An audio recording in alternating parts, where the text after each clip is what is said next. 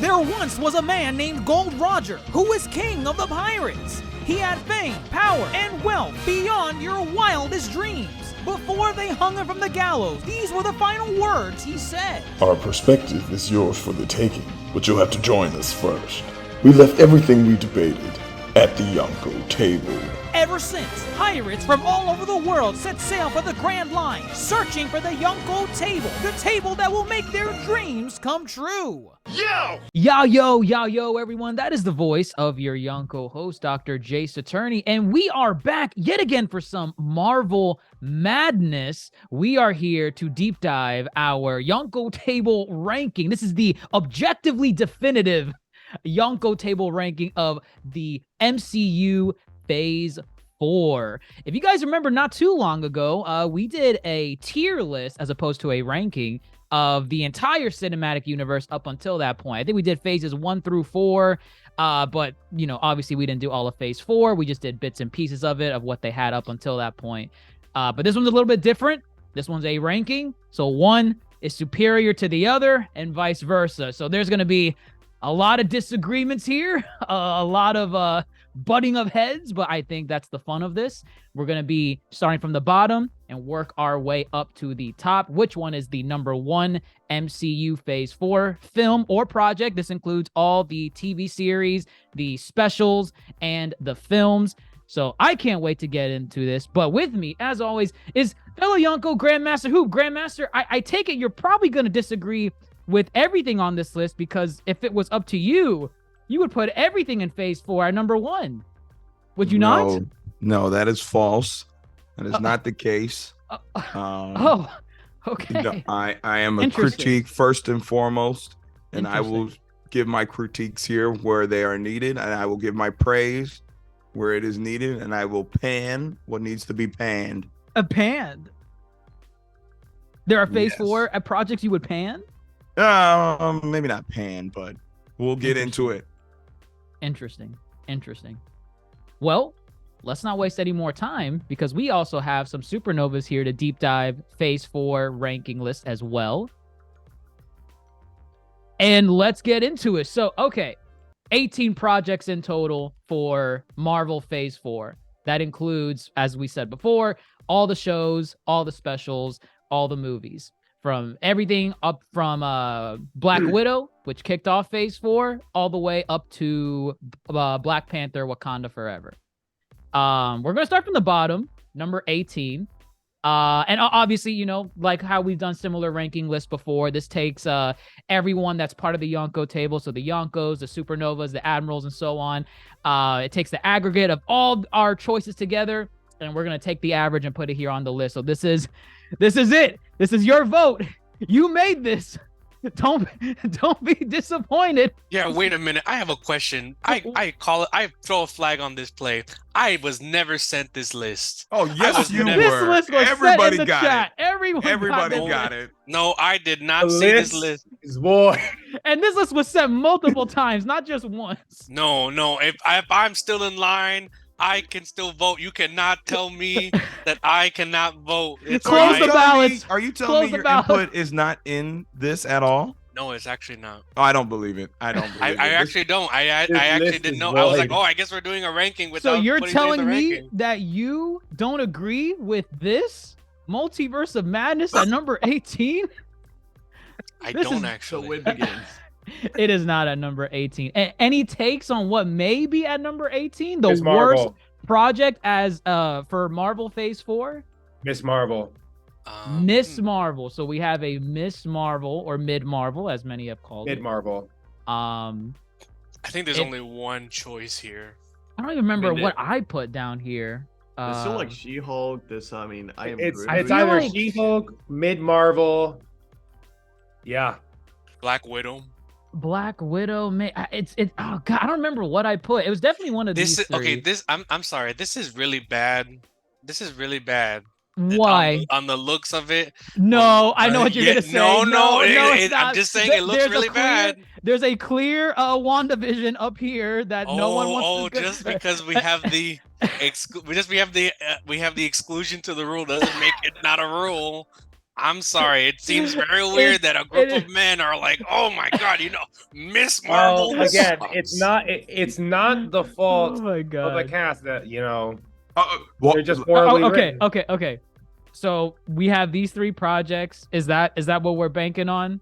I'm banking on those 3. Okay. Mostly on Miss Marvel, Mid I'm Marvel. gonna throw I Am Groot into the mix. You're gonna throw I Am Groot. Did you actually Yep. watch I Am Groot? No, and that's the reason why I'm throwing it into the mix. Okay. I think I watched like 2, or half of it, and yeah, it was. Interesting. I still have not watched I Am Groot, so I guess since I haven't I Am watched it, Groot I'd probably either. throw it at the bottom. I don't care to watch it. I But didn't even know it was out. oh yeah, it came out in August, I think, of last Of year. 2021. No, 2021. It was Oh, way in back, 2021? Wow. It was way back. It was not bad at all, but Dr. but Mondo it- said no. He's it gonna go made watch no it real quick. sense. It just made no sense. Like it did not do anything for the whole thing. But Wow. but isn't it for babies? It is for mindless fun. Yes. Okay. Okay. Surprisingly, I Am Groot, despite that description, is not at the bottom. Our number 18, considered the worst project of Marvel MCU Phase 4, is Guardians of the Galaxy, the holiday special. So That we were makes all sense. wrong. We were all wrong. I don't Oh, think damn. I'm pretty sure I didn't put this at the bottom. On my list. I think there are a couple of projects that many people just haven't seen. I think this one, from the input that we've got, this one falls under that ladder because it's not a bad project at all. Yeah. It is silly. It's fun. Is it necessary? No. So people don't feel the need. They need to watch it. But look, you bring up a great point, which I think we're just gonna beat the dead horse as this podcast goes on. You're right. There are 18 projects in like 3 years Yeah. in Phase 4, Yeah. and some of those years were COVID years. Mm-hmm. Or maybe actually no. Well, Phase there 4 was- ended last year, right? So that's 2022, and Right. Phase 4 started with Black Widow. 2021. Black Widow was pushed. All the projects that were slated for 2020 were pushed to 2021. Oh, okay. So it So was 3 years, yes. So yeah, 3 years. Wow. Yeah. So Black And- Widow technically should have kickstarted Phase 4, but since Yep. that was pushed out, we got WandaVision in 2021 of January 1st. Gotcha. So, but yeah, Guardians. That's yeah. I mean, And I've watched it. This is a good thing, but it also is a little bit of filler.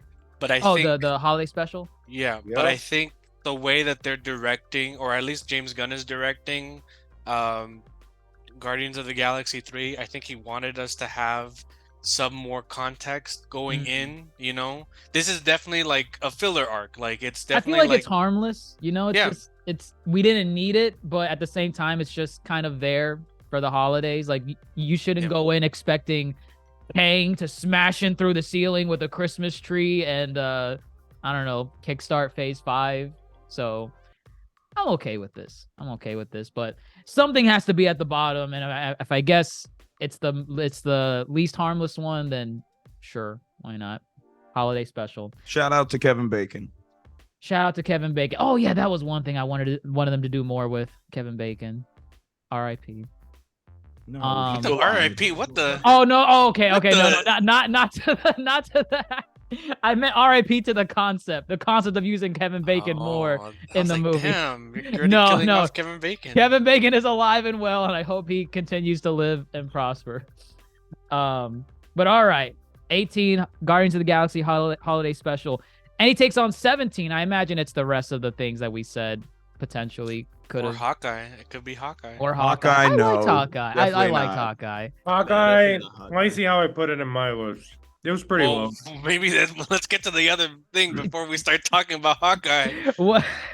Well, Oh, no. it's Actually, Hawkeye, it's low, but it wasn't the lowest. Oh my God, we totally, we mentioned Miss Marvel, we mentioned this, and I just saw you do it. What? I just saw you do it mid in Thunder. It must be mid in Thunder. Oh, Mid That's in- It next. must. Thunder, Oh, you yeah, think Mid it's in Mid Thunder in has to Thunder? Oh be- yes, It that should cannot be at be the Mid in bottom Thunder. of the. I mean, It is- Love and Thunder. Oh, Oh, no, it's Mid in Thunder now. Interesting. Mid Interesting. in Thunder Can't has to be I down low. refuse to believe it. I think we all may be surprised. We all may be surprised. In actuality, number 17 of Phase 4 is She-Hulk, Attorney at Law. Attorney I- That makes sense. I kind of agree. Yeah, I do. I don't remember where exactly I ranked She-Hulk, and it was definitely in the bottom for sure. Yeah, I put it Um, 17. I My worst one was Mid Marvel. Mid Marvel. I actually like Goodness. She-Hulk. I think it was just very pointless fun. Very true to some of the comics. The comics are very much like that, like very much breaking the fourth wall, very much, just having fun with different superheroes. And sometimes She-Hulk does get like very serious because she is an attorney. But I also know that we have an attorney here on this podcast right now, Dr. Jace, and you've Correct. mentioned that it was not accurate to courtroom at all. Not at all. Not at all. And maybe that's a fault on mine for having to expect that from a show like She-Hulk.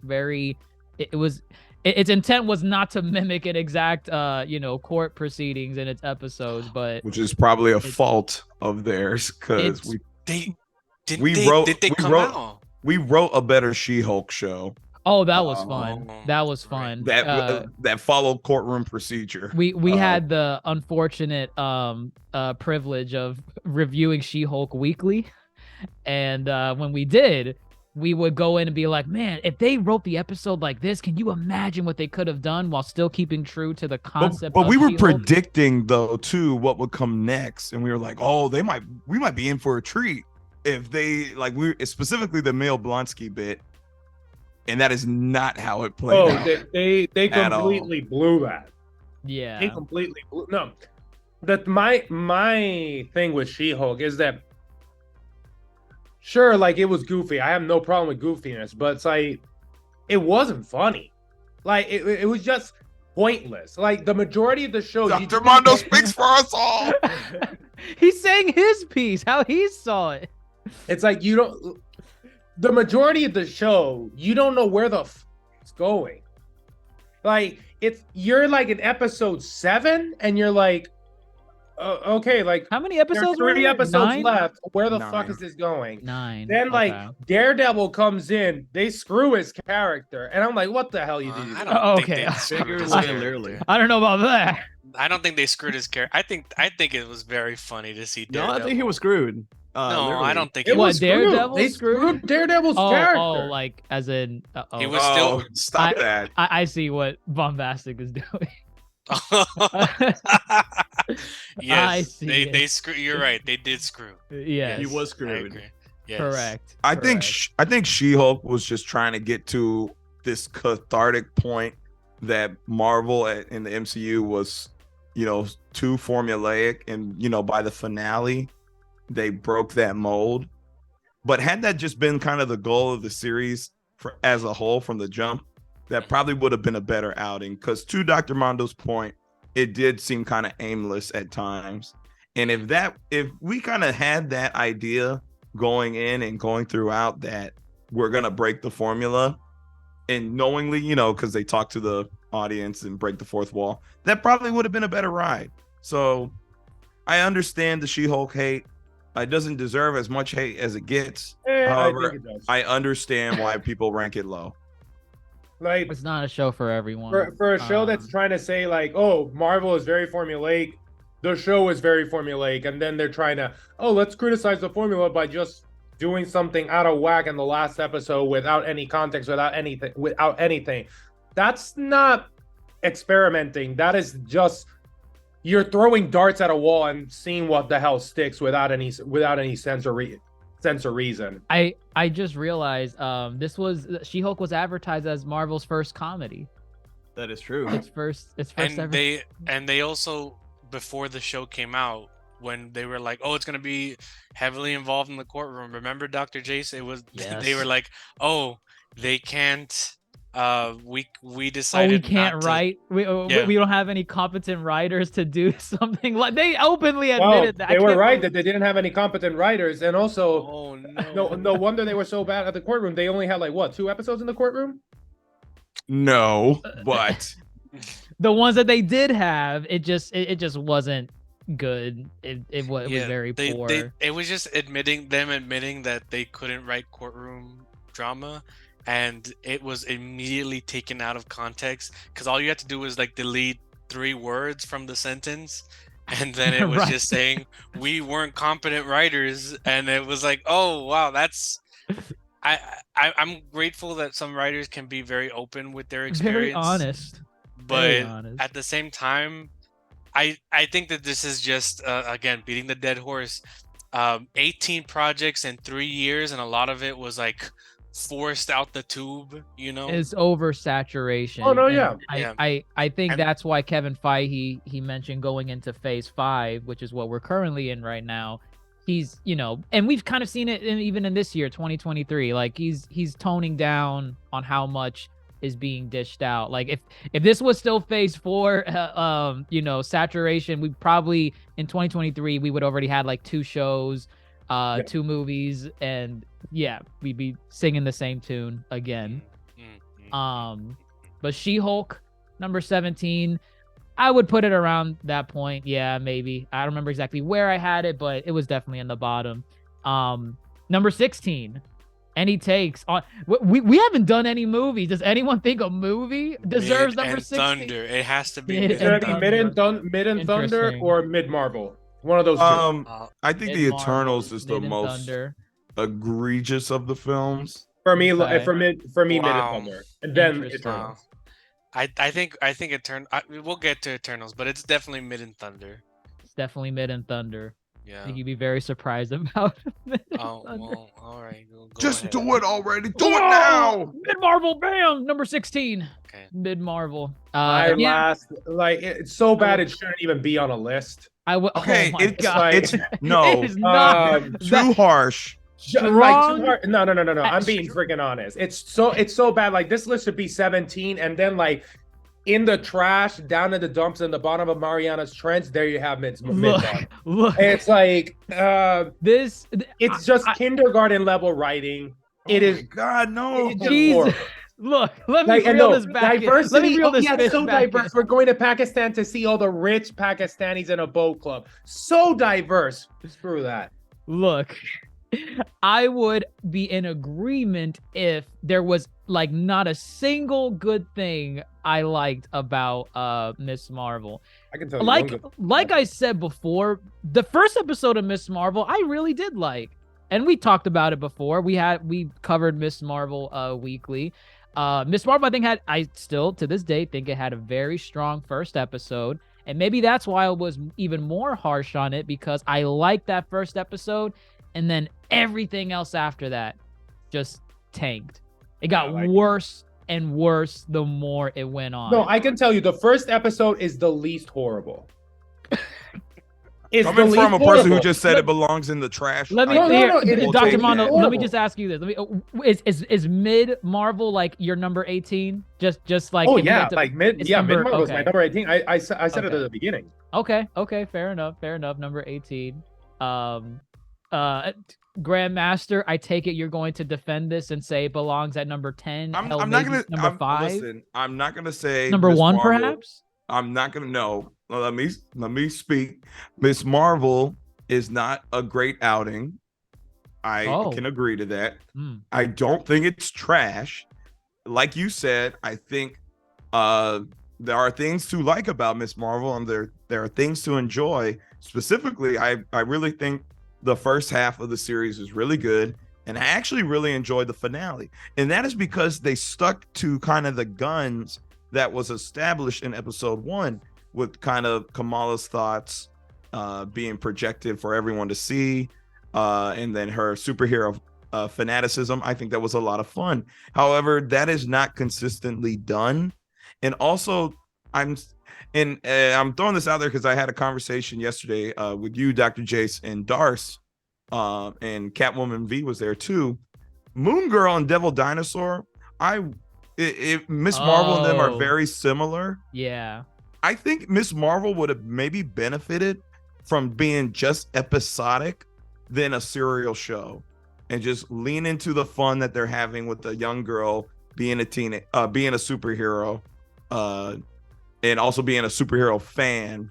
Right. And They start had off very similar, yeah. Like very similar premise. Right. And I don't feel it needed kind of this serious serial kind of I story. think what you're saying makes sense. Yeah, I think It made sense because it's so lighthearted, the show, and like, yeah, writing and all that. But I think that if each episode would have been its own little thing, there wasn't like this. Yeah, what you were saying, I think the show would have been better. Yeah, absolutely. Because it goes more with the type of humor, the type of vibe, the type of, like, feel that the show is giving. Like, it's not my type of show, even though, but I think it would have been a lot better if it would have been like that. Each episode is a standalone, and maybe like the last 2 episodes, you could have done like a part 1, a part 2, something like that. Agreed. Yeah. Yeah, definitely some pointers that could be taken out from Miss Marvel. I think Moon Girl and Devil Dinosaur, which I haven't even finished yet, but I love that show. That show is so good. But very similar premise to Miss Marvel. I think it could take some pointers if they ever do a season 2, God forbid, of Miss Marvel. So we have Miss Marvel at number 16. 15, I'm gonna rip this band-aid off because I guarantee most of us have Thunder. No, it is not Mid and Thunder. Okay, right here. I Am Groot. Oh, okay, that's fine. I Am Groot. All right, I will not speak on of what I have not seen. So that's why I saw like half of it. It was like, okay, it's like totally unnecessary. Exactly. Like it's this type of show that I could be on my phone the entire time and I just wanted this background noise. Oh wait, have you seen it, Dr. Mondo? I Am Groot? I think I saw like the first 2. Okay. And like it was not memorable at all. I just stopped watching it, and I could easily tell you that most of the time I was in my phone. Yeah, like again, I Am Groot kind of feels like in the same vein as the holiday special. Yeah. It just feels harmless, it's kind of just there as like how you mentioned, as background noise. I'm only speaking on what I've seen from the trailers and the clips I've seen of I Am Groot. It feels like background noise that I could just have in the background while I'm doing something else, tune in, because I imagine most of the series is just him saying the damn title of the series. Like, I'm not mad they made it. It's just like, it's just kind of pointless. But again, it's just there. It's fine. Yeah, I definitely agree when it comes to that, because in a sense that, like, just because it was like it was fun, if you actually do watch it, like I spent some time watching it, and like for the most part I was on my phone or like doing something else. But like the times that I was actually watching it, I had a pretty decent time. Like there's some chuckles here and there, and at the end of the day, it was like not necessary. I'll be fine without it. Right. It's harmless in its own right. Well, we won't be too harsh on it. There's some love for I Am Groot. Now, okay, this is what. Well, you really just want Mid and Thunder as I really want it. Like it's a pretty bad movie. You think it's okay? So from what we have on this list, it's the worst movie. You think it's the worst movie from what we have left Mid on and this Thunder list? For me is the worst of the Marvel movies. Worse than Eternals? Yes, for me, Black Mid Widow and Thunder is the worst, and then Eternals. Goodness. I think Eternals is divisive, but we'll get there. But I think that Love and Thunder really is a disappointment. It's a disappointment. I will admit that. It's a bad movie. It makes Thunder like disappointing. Save it. Well, hold on. Yeah, hold up. If Mid and Thunder was coming up next, we could talk about it. But I think Nino was on the money because Eternals is right here. I think it's a divisive film. I finally watched it, and it's a very. Oh, you watched it recently? Yeah, I watched it recently, and I think I think it's a contemplative film. I think that it stays true to the director's vision, And I don't think people necessarily would get, like, a lot of people would get that from a Marvel movie. Like, they were going in and they were like, oh, expecting something. And I think that's just the idea of Phase 4 as a whole. I think when you go in with like maybe fresher eyes and like just let go of the idea that like, oh, this needs to follow the Marvel, hype train, I think this movie is very good. I will say for Eternals, I would have liked this as a series over a film. Agree. Absolutely. Yes. Absolutely. Considering the cast, right? Like the cast, the amount of characters that they have, I'm like, wow, you could have. This is something I would have preferred as a weekly series over, like, I don't know. However, so with regards to Eternals, it has its little problems. Granted, I don't think it deserves the hate it gets. Like, I enjoyed the movie. It's a weird Marvel movie. Is it this low for you? Eternals as 14? I put it like 13 or 12, something like that. So it feels like when comparing it to other things, and it's not bad. Like, I enjoyed the movie. It's not by any means one of Marvel's best, and I could maybe say that it's among Marvel's like below average, but it's a weird movie, and I could see that they were trying to do something here. It's not like if you go into the movie like expecting like, holy shit, like so much freaking action, you're in for a rude awakening, because like the movie in itself is really just all these people, like kind of all these beings to a certain degree, like, okay, we're trying to save the world, but at the same time contemplate like why the fuck we're here. What did disappoint me of the movie is that, we thought it was gonna bring in like a lot of the cosmic level stuff to the MCU that we would expect in other movies and so forth, right. Which it could have been perfect for that, because like, and they didn't really do that, and that was like the thing that I was like, damn, like that, like I was like, they could have done this. But you bring up a good point, Dr. Mondo. I hate to cut you off, go. But I need to jump in. A lot of these movies don't suffer because they are bad. They suffer because we bring expectations, or we thought they promised something in the marketing, and then we feel when we get to the theater that they don't deliver. Are you gearing that up for a certain film? Oh yes, there's many films here. I feel like there's one in particular that you said that before. Yes, I agree. Like, sometimes we are our worst enemies when it comes to these movies. Our expectations really destroy the movie to a certain degree.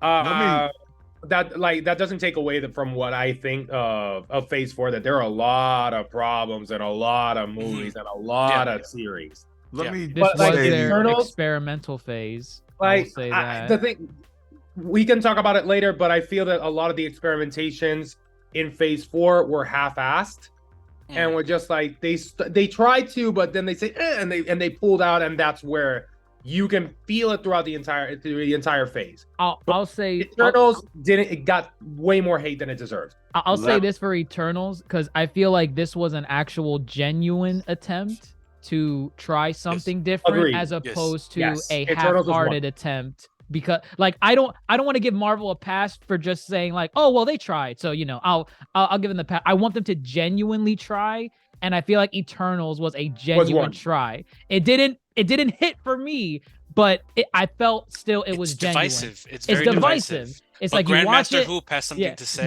Go ahead, Grandmaster. I see you gripping your microphone. You're livid right now. To the point of experimentation, this is the first Marvel film that introduces 10 new characters that we are supposed to gravitate towards, and we're supposed to be given backstory, development,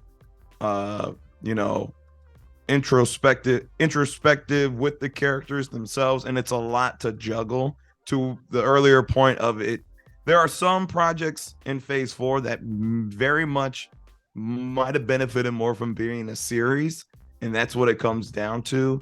is that you got to pick and choose your fights. But Chloe Zhao definitely stuck to her guns, which I like, and I enjoy that she's, switching it up. But yeah, I think Marvel needs to kind of look at series works. Series do work, and I think Eternals very much could have benefited from, episodes that dealt with them in the early history of Earth to episodes that then jump into the present.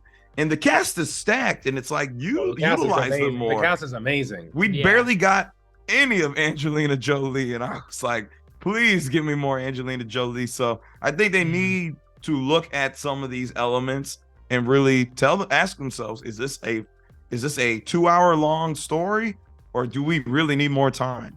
And so that's what I pose to other directors. 3 hours. Yeah, but here's the issue. Here is the issue that no one is addressing. If this was a series, it would have been botched by Marvel budget cuts, and the what do you call it? The visuals for the movie would have been absolute trash if it was a series. I think what they should have done is that they should have made Miss Marvel as a movie and then put Eternals as a series. They should have just switched that up. They could have done it. They could have done it. They really could have done it. I really would have preferred an hour and a half of than like 6 An hour hours. and a half is too long, actually. But Miss Marvel could have been. I'll say 20 minutes movie.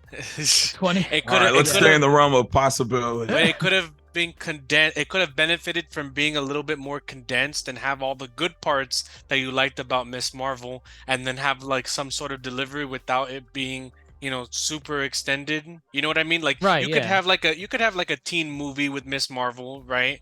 And her being a teen superhero and also a fan. Yeah. It could have worked, and then Eternals could have been given the big chunky, 8-episode run of MCU show with the budget of an MCU movie. That's the caveat. It needs keep in mind all the series did get MCU film budgets. They did.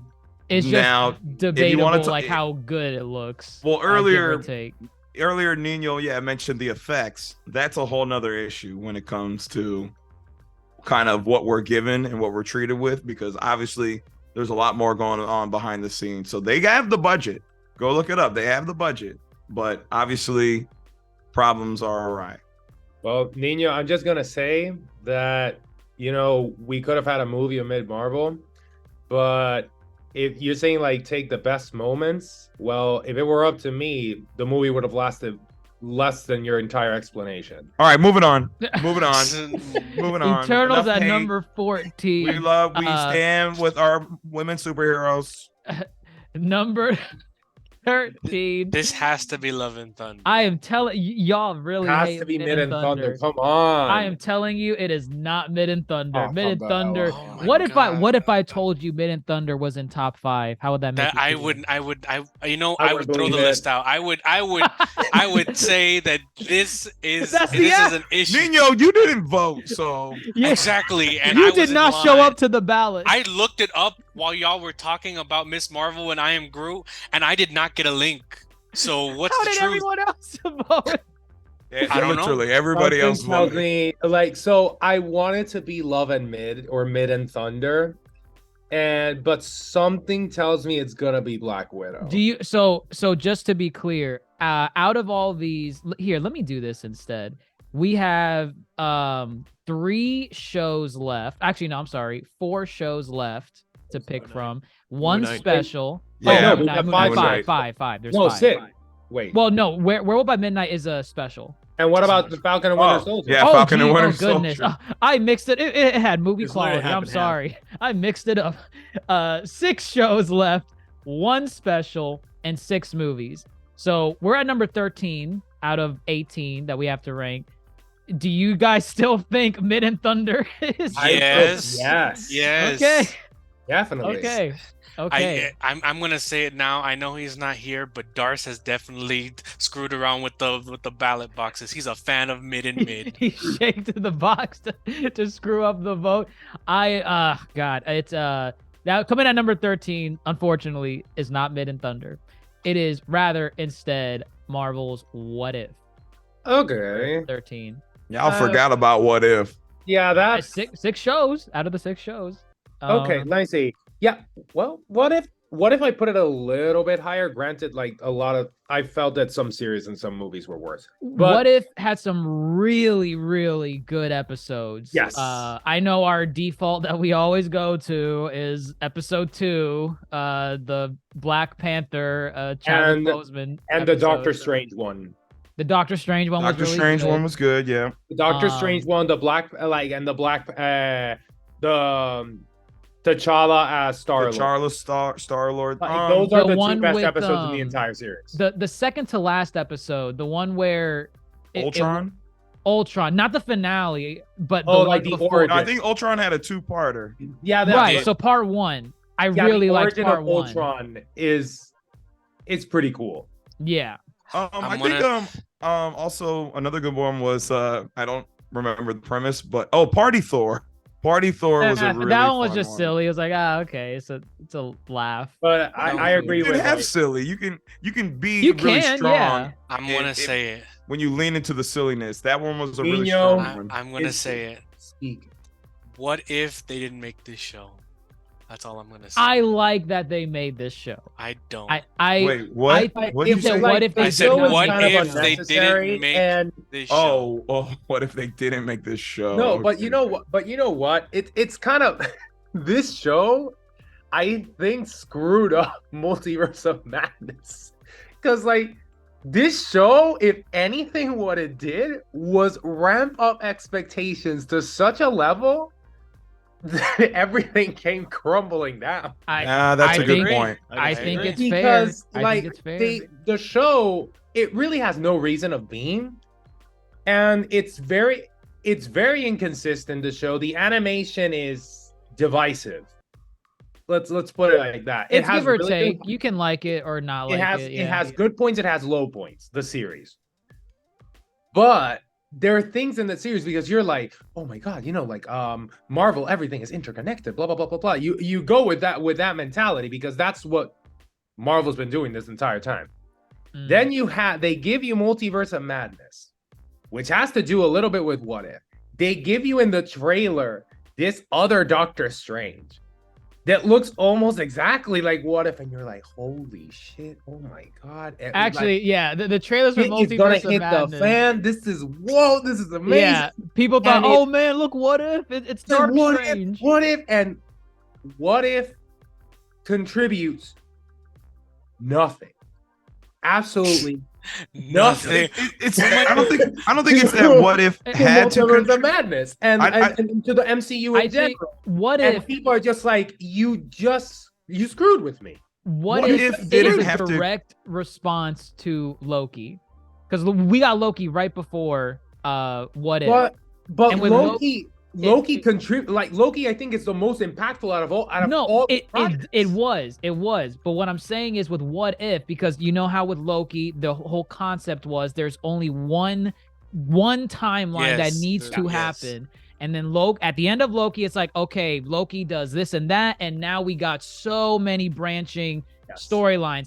I think What If is a good, the concept of What If is a good response to that, to say, okay, so now we have infinite possibilities. Let's make a series on different just universes, different timelines where things happened differently. What if it was Captain Carter and that got the super soldier serum? What if, Doctor Strange tried to do whatever in that episode? I don't even remember, but I remember like trying to save the girl. I correct myself. It actually did contribute something. Well, hold up. Captain Carter was Captain America. Like Captain Carter was in Multiverse of Madness. We also have a watcher, like a. We also have a watcher. Go ahead. Grandmaster slamming in from the ceiling. Again, What If doesn't have to contribute to the bigger scheme of Phase 4, but what If does, as to your point, as far as expectation goes, What If leans into the the craziness, the zaniness that comes with multiverse, alternate timelines, and infinite possibilities. Something that you are projecting that Multiverse of Madness should have done, and if they had done that, it would have probably been more fun of an outing.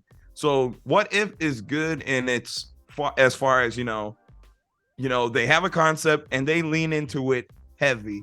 And some of it doesn't work. I'm not a fan of the Killmonger saves Tony Stark episode. No, yeah, that episode. Yeah, but they still leaned into it, and so it's like just lean into these ideas. You know, be zany with it. It's multiverse. It's infinite possibilities. Go out there with the what concept. what if in itself, the idea in itself of what if, it's actually pretty good. It's really it gives you so much room for you to explore, for you to just imagine, what would happen if this, like all these infinite possibilities. It's a great idea on paper. Execution, okay, was kind of iffy. Some episodes were great and some were not. But if anything, what it contributed to the MCU, what if, was just that it blew expectations and actually, in my opinion, screwed a movie further down the line that was self-indulged. I think that's self-inflicted. Yes. But it one in particular, it really screwed it to the point where that was supposed to be the movie that really, in a certain way, put What If on the big screen. Yeah. And when you had What If as a series, you all the fans were gonna be like, oh, this is kind of like a prequel stuff. I don't know. It's kind of giving us clues of what is to come. Yeah. And then you see Multiverse of Madness, and I think this is the PR team that screwed up.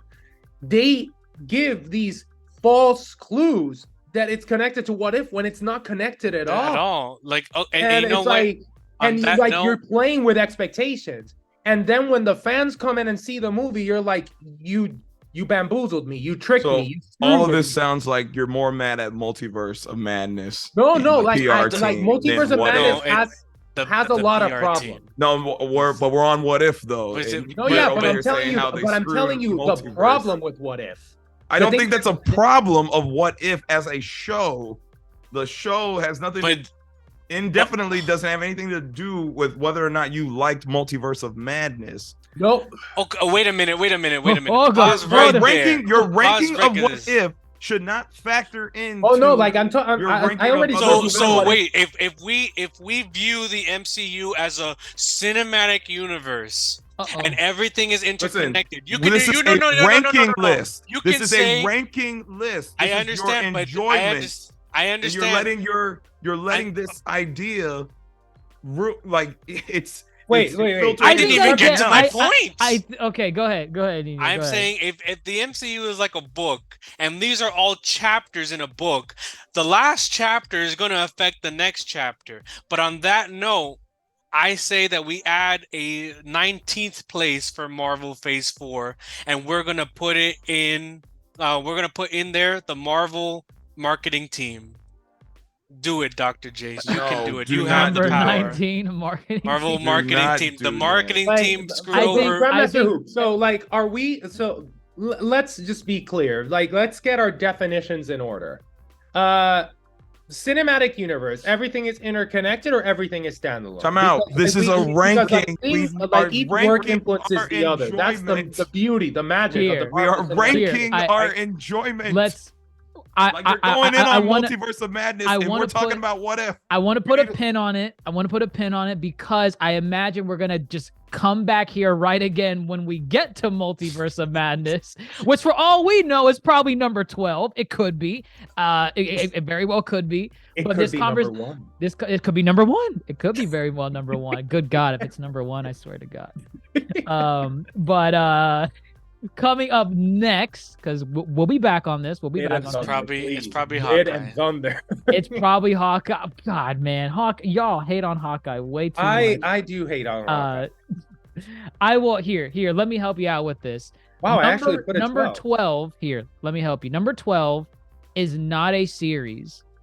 Oh, okay. So what would you say out of the films and or special that we have left? Go ahead. Black Widow. No, it's Love and Thunder. Why is it not Love and Thunder? Because Nino, it's Black Widow. Black Widow's number 12. I knew it.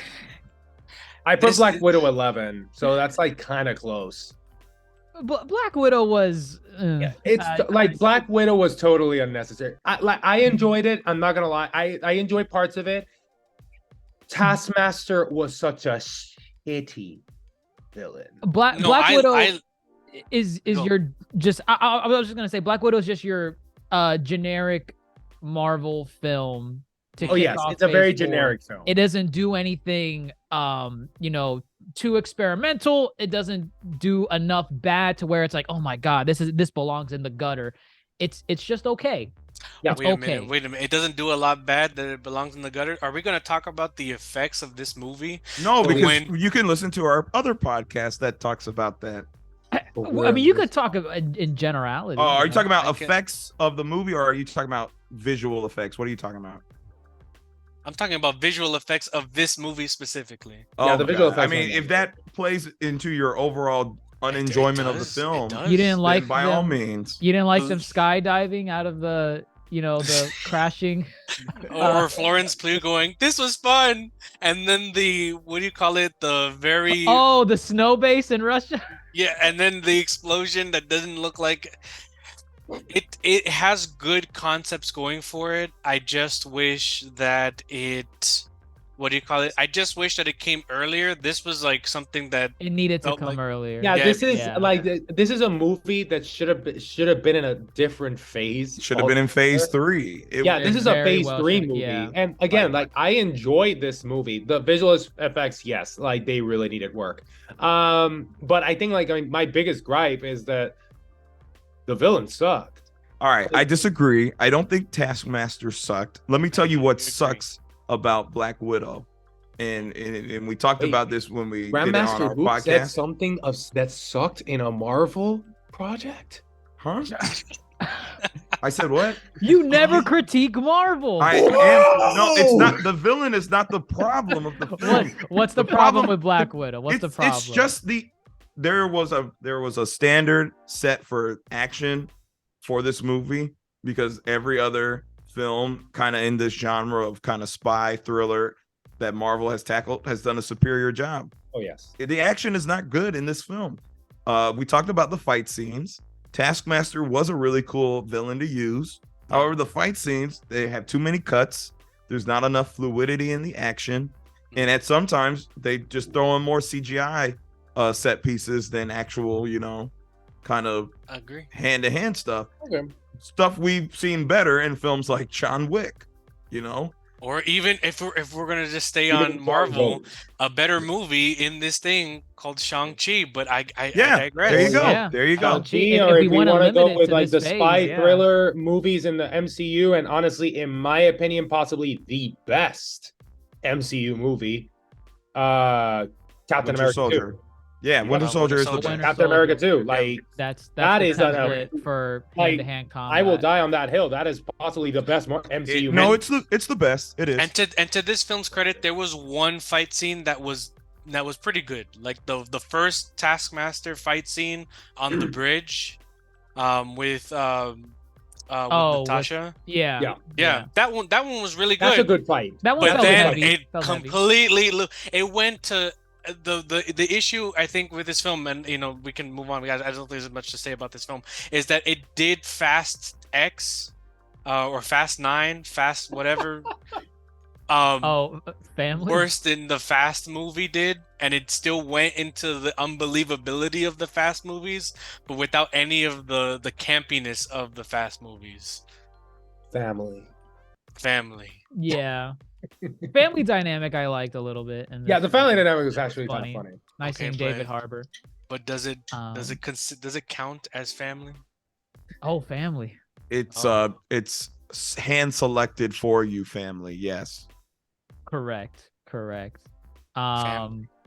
So that's for Black Widow, number 12. Hidden Thunder, come the hell on! Just rip the Jesus band-aid Christ. off. Come on. I think we should just put it at number 5 so you guys could just stop putting this film. I'm kidding. It's number 11. I Hidden don't Thunder. understand It should've why been it's so lower. high. I for my opinion, Love and Thunder should be a lot lower than this. Yeah, it should be a lot lower. Yes. I it's no, I and this is coming from someone that loved. I mean, I know we're all over the place on this, but I really liked Thor Ragnarok. I feel like it hit the comedy that Marvel wants to consistently hit. I don't think so.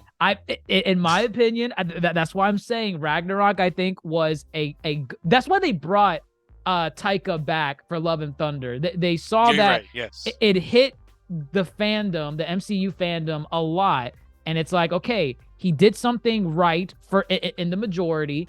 Let's bring him back for a fourth outing, because we did something right with Ragnarok, because we clearly weren't doing anything right with the first two Thor movies. And when they brought him back for this one, I feel like they missed. Yeah, but you know, there is more information that we got recently that I shared in our Yonko chat, where James Gunn was very open about Guardians of the Galaxy 3. It was being very open and very honest about it. And he basically was like, I have no intention of putting Thor in Guardians of the Galaxy 3, because at the end of Endgame, he goes with the Guardians, something that has been done in the past in the comics, something that has worked in the comics. The dynamic was there. And then he was like, I'm just going to pretend that Thor's not in this movie, I'm going to ignore Endgame. And I think it was and Marvel was just like, okay, like that's from what he said. They were like, okay.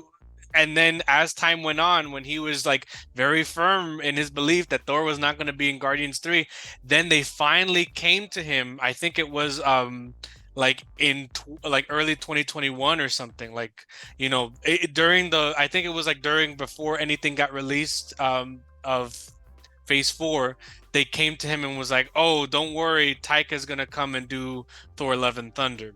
Now, okay, I read that article, and that is not how I took that at all. And I don't think that's how that's meant to be took. I think James Gunn was just very nervous because production was going to start on Guardians 3, and just very much Marvel said we're bringing Thor 4, and it wasn't in a direct response to James Gunn not wanting to use. That's not how I took that. I'm not saying that James Gunn affected Marvel. I'm saying that Marvel's like shook in their boots and kind of instead of being like, yeah, James, that makes totally sense, we can explain it in another project, and then give that project more time to figure itself out.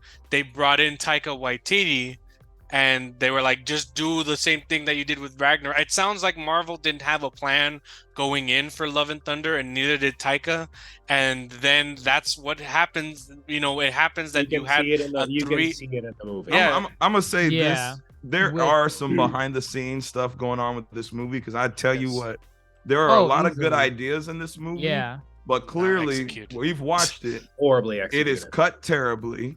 Yes. Cut terribly. It is all over the place as far as we barely get any Christian Bale. No God butchering. No God butchering. I'll tell you my biggest gripe with them.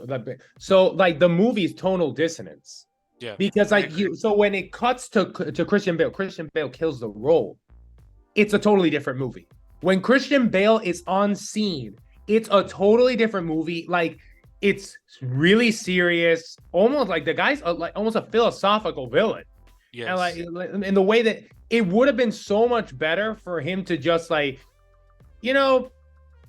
maybe like actually telling Thor, like almost making Thor question, are you actually like a good being? Like not a good human being, but like, are you a good god? Do you actually deserve godhood? It's like, really, like, what are you defending? What are you protecting? Because what you're protecting is like all this stuff. Let me cut you off, Dr. Marlowe, simply because you're not all the way wrong.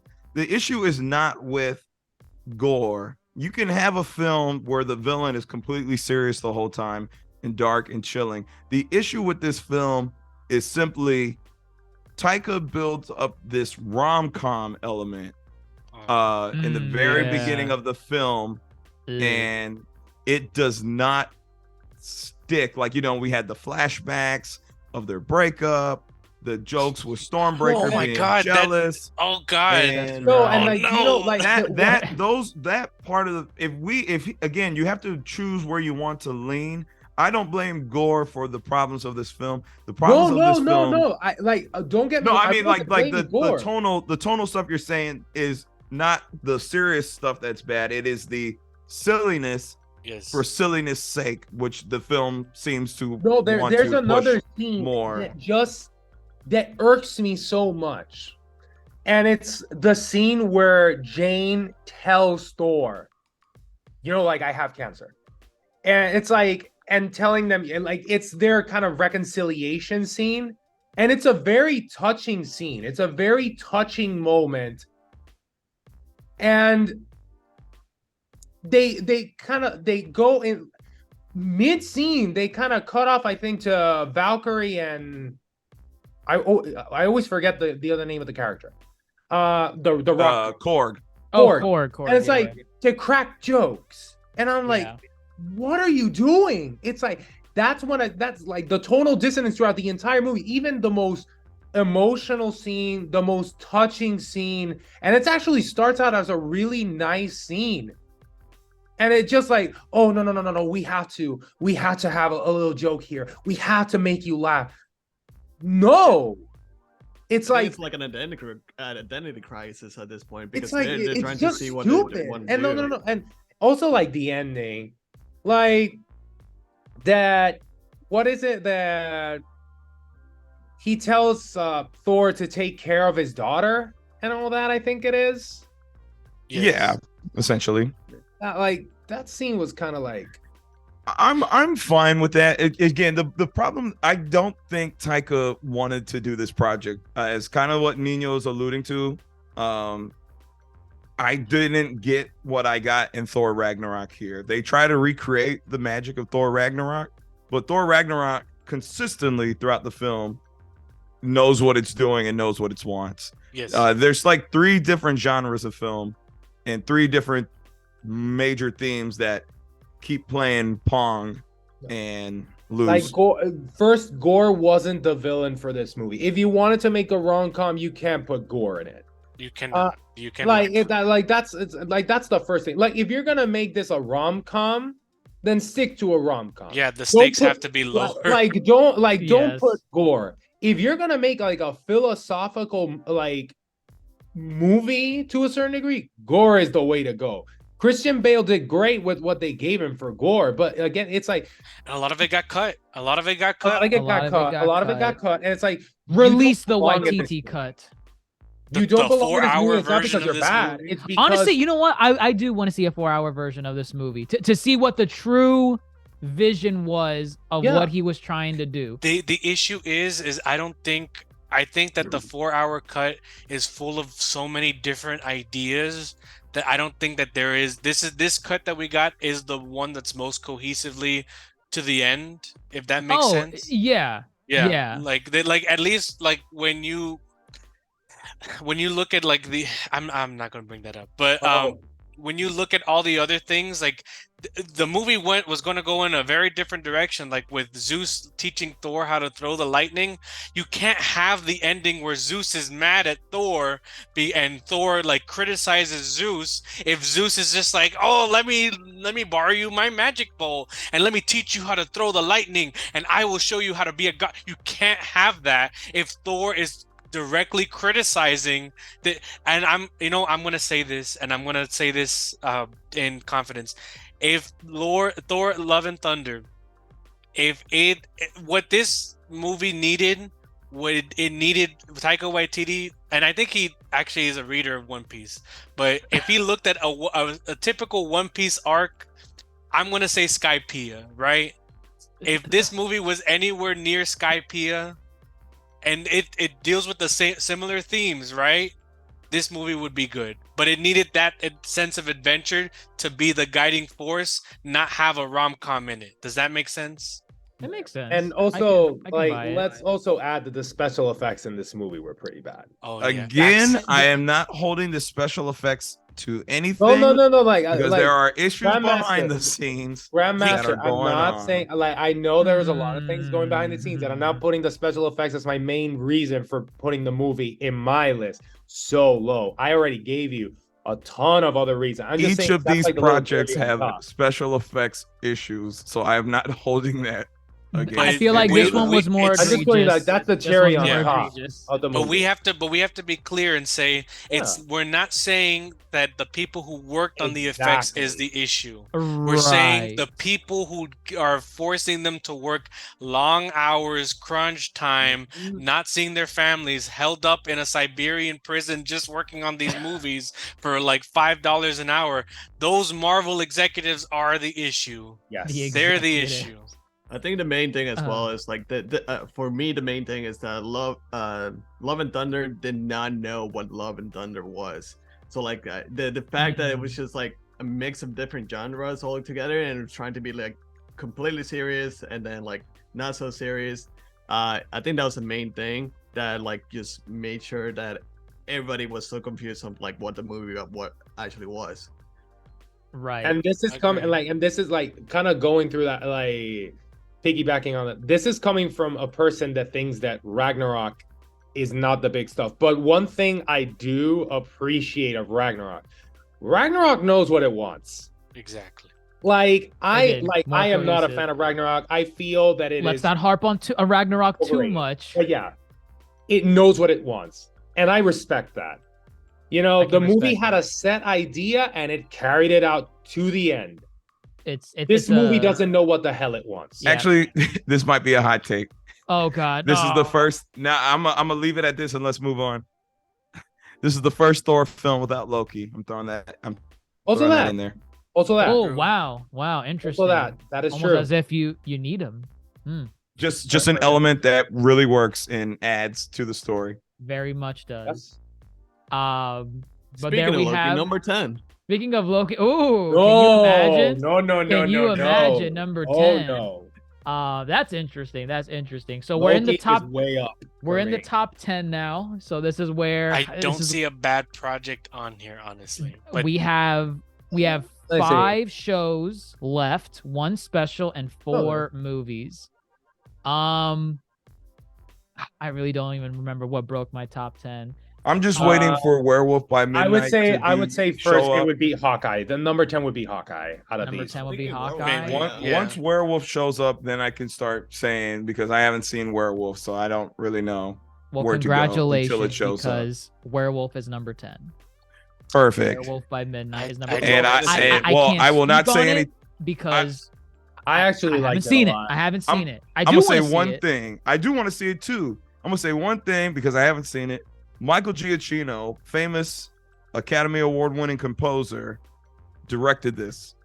And when I saw that name, I was like, "Wow!" What has I he didn't directed even- before? No. He's a composer. Oh, He's composer, not a director. composer. Okay. I think this is a director. Oh, he's a composer that directed this. He's movie. the I mean, Up. special. He's Up. He's the Spider-Man Homecoming series. He's Incredibles. He's Ratatouille. The list goes on. for composing. He directed this, and that's all I got to say. No, but like I like this because it was so different. I didn't expect Marvel to throw this at me, and it was so cool. One, the black and white. This was like an old school horror movie. Would you say this was an actual experimental This was an actual project that experiment. that succeeded? That Yes. succeeded. Okay. Like this is like very American Werewolf in London type of vibes, all that, very old school horror movie. And again, it It's- just did it. It's funny because Werewolf by Midnight for me is the Andor to Star Wars, where it's that one project that everyone praises, but no one has seen. I mean, I haven't seen either one, and Yeah, I'm like, okay, I do agree with wanna the see Andor it. thing, because Andor, everyone praises it, and I think I've barely gotten through the first episode, and it's not because it's bad. It's not because I don't want to see it. I just I can't bring myself to watch it. Yeah. But I want to because I hear so many good things about it. I want to. So I can't speak on Werewolf by Midnight, but if people are putting it as their at least in the top 10, I'll be like, okay. Yeah, I put it. I need to watch I put it. more. I think number 6. That's All fair. right, who here has watched it? Nino, did you watch it? no. Like Did you watch it? I watched it. watch I it. was just, like I just enjoy. Like I really enjoyed it. You're the only one we have to take your word for it, Dr. Like Mondo. I enjoy. Put it up I at number enjoyed 6. It. If It's you said it Put was it at trash, number 6. He said if it's you number said it was 6. trash, we would finally have to agree with you. Wait a minute. Wait, So what? if he's the only one here that's watched it and put it at number 6, how is it at number 10? No, Well, there's other people that voted. Oh, clearly. right, Other right, people right. voted. Not everyone that's I'm voted telling is you, here. I'm telling you, Dars shook up the boxes. He shook up the ballot. Yes, He Darce probably put- put it at number 1.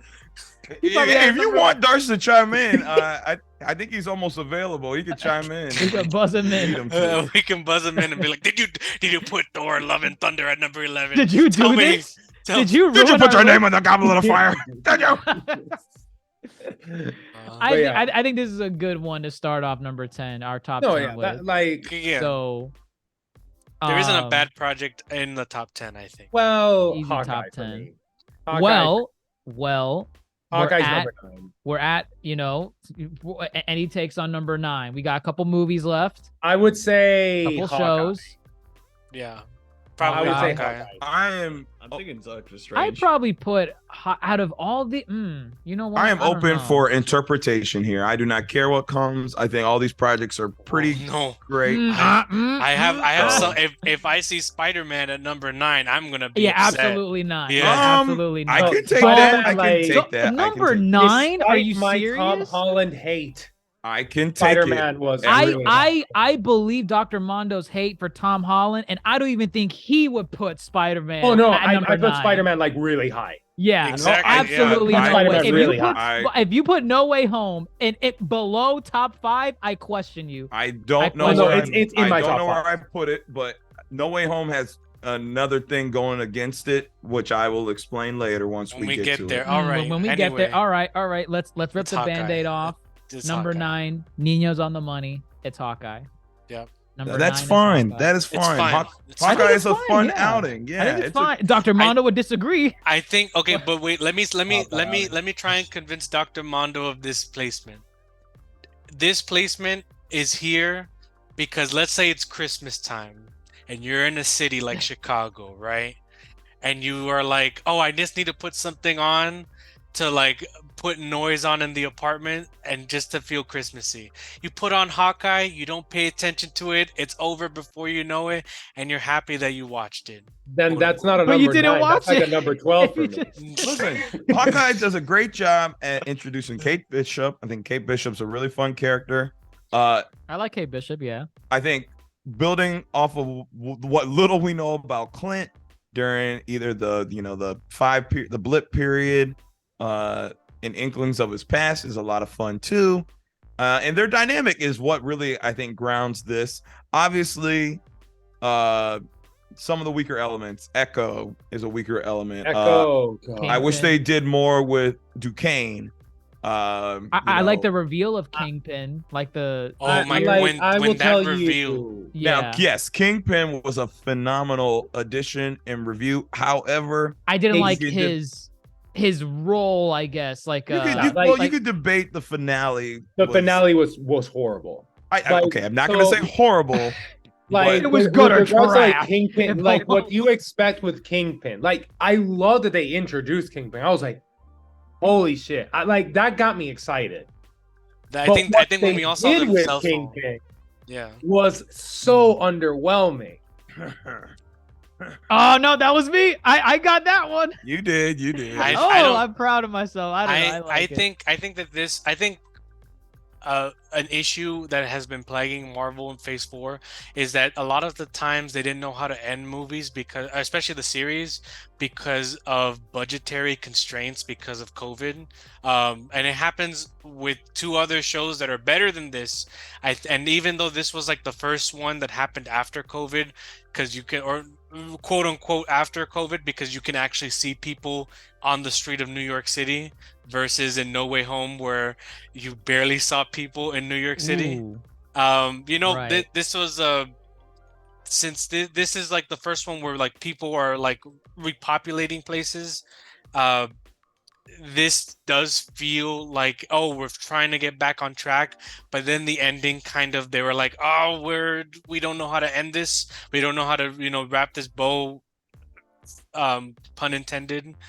And I think that's just the issue of this series, that because there's a couple things, like, why did Echo come out with a face full of makeup and lipstick to shoot Kingpin when the episode right, or like the scene right before it, she was not wearing any of that, and her hair was the different? connectivity of Marvel bit that wasn't necessarily needed for this show. This show could have been very much, in its own world, then go ahead. Oh, no, I was gonna say, let me ask you this, because I haven't seen us try to compare the two. I feel like Hawkeye and Black Widow are interchangeable in a way as projects, where you could have done one or the other as a film or a movie. My question is, because conceptually it's an OG Avenger that never got one of their own solo projects, that is introducing a new character. So in Hawkeye, it's Kate Bishop. In Black Widow, it's Yelena. Florence Pugh, Elena. Out of these two, would you have preferred one over the other as a movie or series? Or do you agree that Hawkeye is a better outing than Black Widow? I think Hawkeye very much works as a series, because one, it's a mini. Well, at this point, it's a mini series. It's a limited series. Limited series, but very much though, to your point, Hawkeye spans the course of, like, I think 5 days. Yeah. You probably could have fashioned it into a movie if you really would want. You're condensing things and you're spending less time. Right. However, if they wanted to, they probably could have. Same thing with Black Widow. I might just be more or less team series now when it comes to certain characters and certain stories you want to tell. So I'm indifferent. I can see what you're saying. They definitely could have. But I enjoyed what Hawkeye gave us. So I'm gonna keep it. Yeah.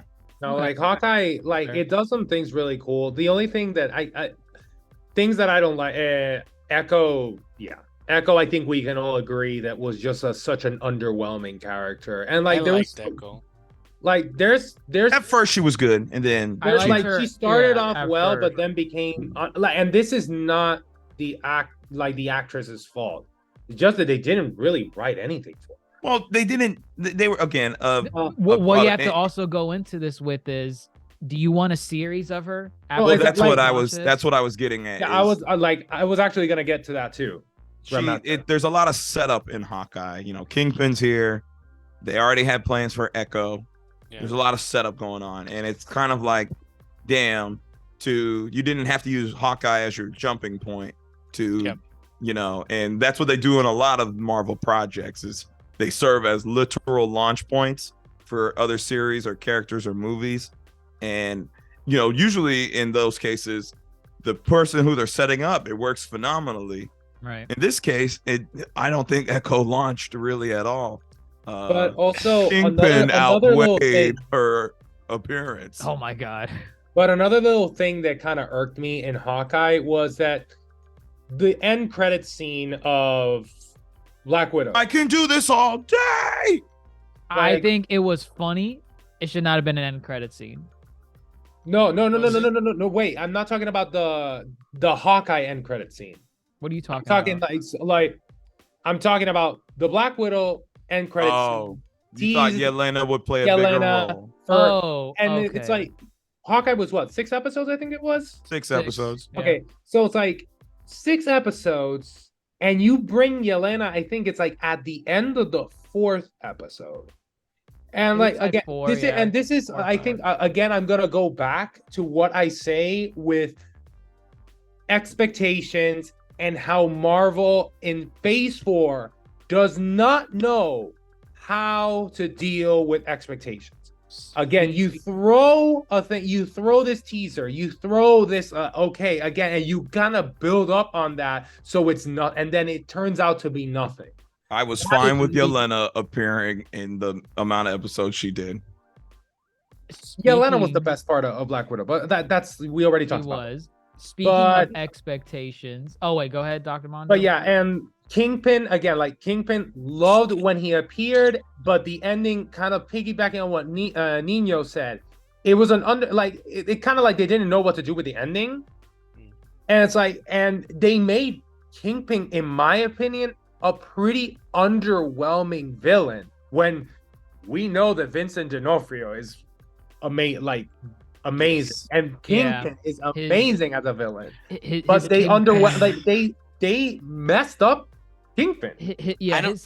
Well, I can't. Oh man, it's hard to say. Like I can't say that they messed him up, like, in the sense of like, you know, like it wasn't bad. Like if we're gonna go like super really objective, like in a spectrum, it wasn't bad. But when you have Kingpin and you've seen Vincent D'Onofrio as Kingpin, that you know what to expect. He doesn't do what it doesn't do injustice at all. I'm going to say this. You need to understand. Oh though, boy. Here we go. I mean, this is my last bit on Hawkeye because we covered every episode, and I've just looked to see who joined us for those episodes. It was Dr. Jason I majority of those times, and Tevin the Fifth one other time. Where were y'all? So I'm gonna say this: Kingpin. You have to understand. They utilize Kingpin perfectly because I would, even though I was there, I would disagree, but go ahead. No, hear me out. It's because they had to use the surprise element of Kingpin. Yeah, I agree. They had to. No, like I agree that they had to use the surprise element, and they did a good job with the surprise element. It's what came after the surprise element that they screwed up.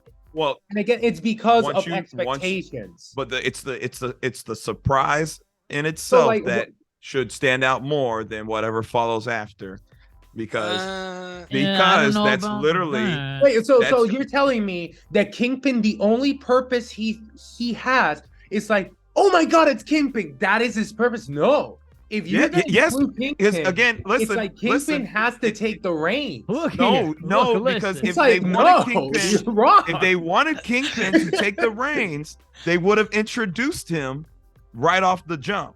I don't even think he needs to take the reins. That's poor planning. But again, poor planning. They didn't want to do that. Wait a minute.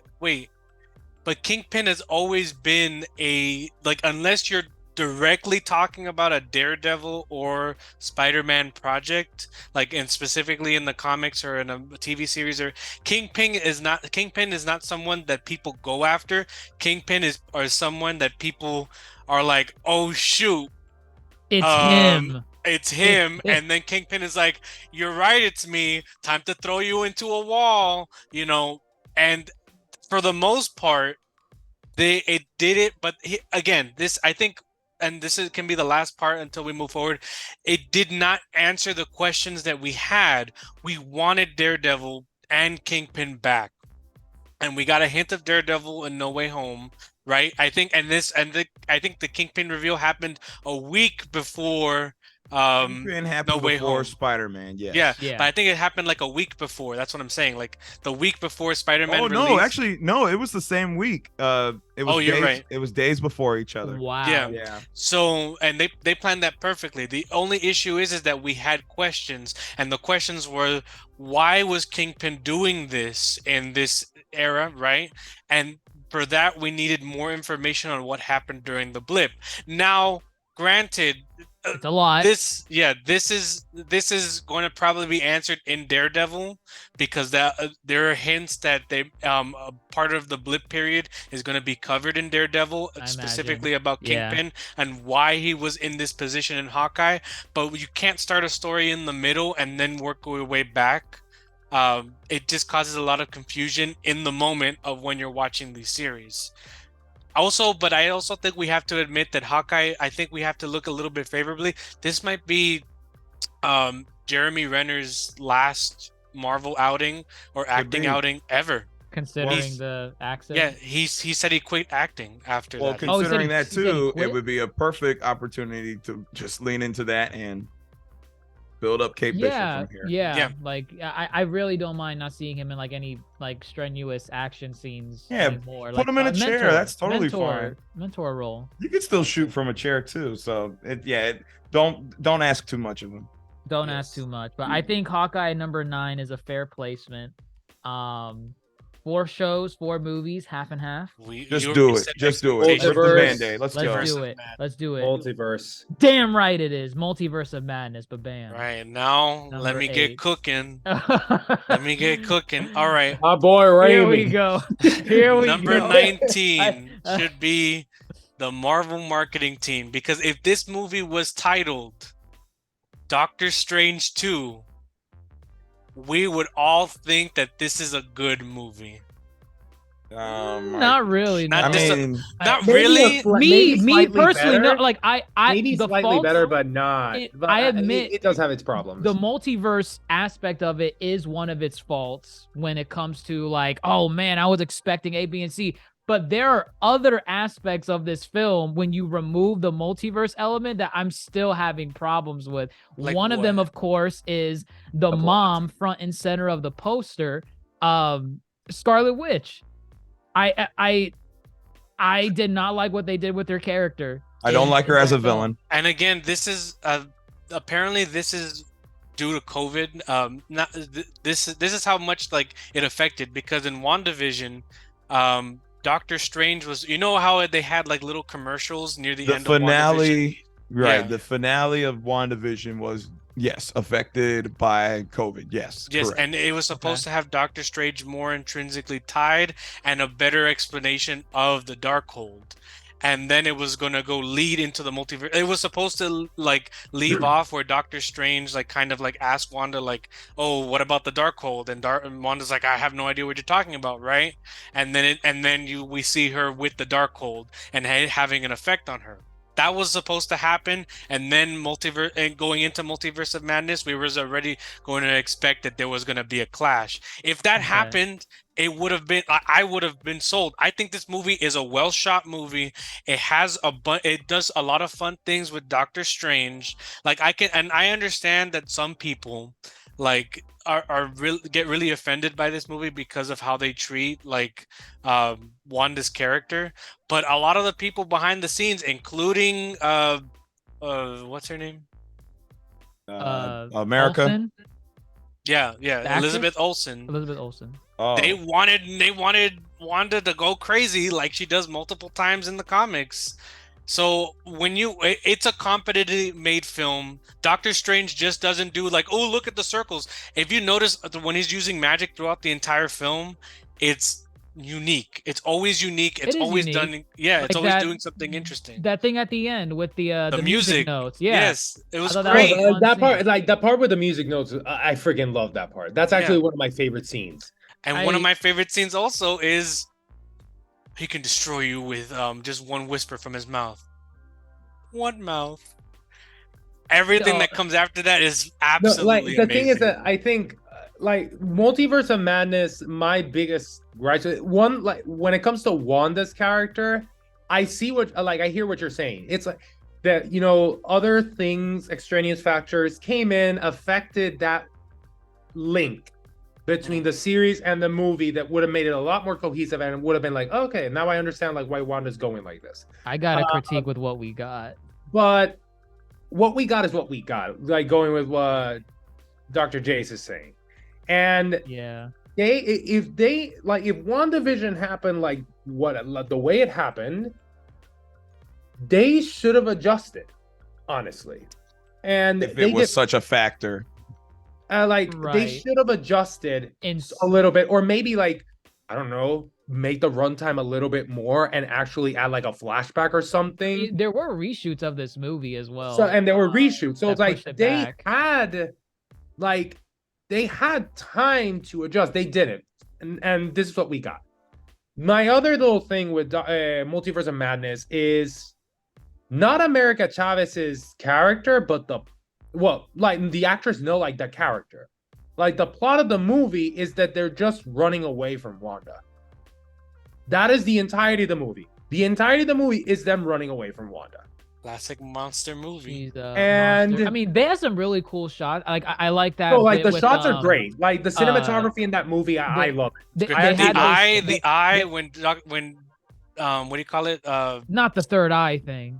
When Professor X was like like looking into Oh, Wanda, and that's- it goes that- into his that's- eye. That's Yes, what no, I was no, talking the about. cinematography- The all white and the red Yes. mist coming in. Yes. That was good. That was The good. I like that. cinematography in that movie is great. And He I knows how to love the direct. scenes of like Doctor Strange like fighting because it's very unique, everything that he's doing. And like my third thing with the movie, and it's kind of going back to what I was saying with What If. Expectations. The PR, everything, like the marketing department, what you're saying, like putting them in the 19th place. It plays It's a like role. again, It like plays a this role. movie, you put this title. You That like, title, you- yeah. That you put title. this title. That's the first thing. In the trailer, you show the Illuminati. You show the Illuminati. Then you had beforehand. What if you had this dark, this dark Doctor Strange, and you tease him in the movie in the trailer. Yeah. You like it's like again, you're throwing all this at the fans, and you're telling them this is going to be the biggest shit since Endgame that has happened. Blah blah blah. Matt Ramos on Twitter is quaking in his boots at the thought of Like, another You multiverse. can't say that name. No, and then Grandmaster like hates and that again, name. then you throw the movie, and you have the Illuminati that lasts 5 minutes. That lasts 5 minutes because Wanda wipes the floor, and granted, it's very badass how Wanda does it, but it's like Love it. it's super freaking badass how Wanda does it, Yeah. but it's the Illuminati.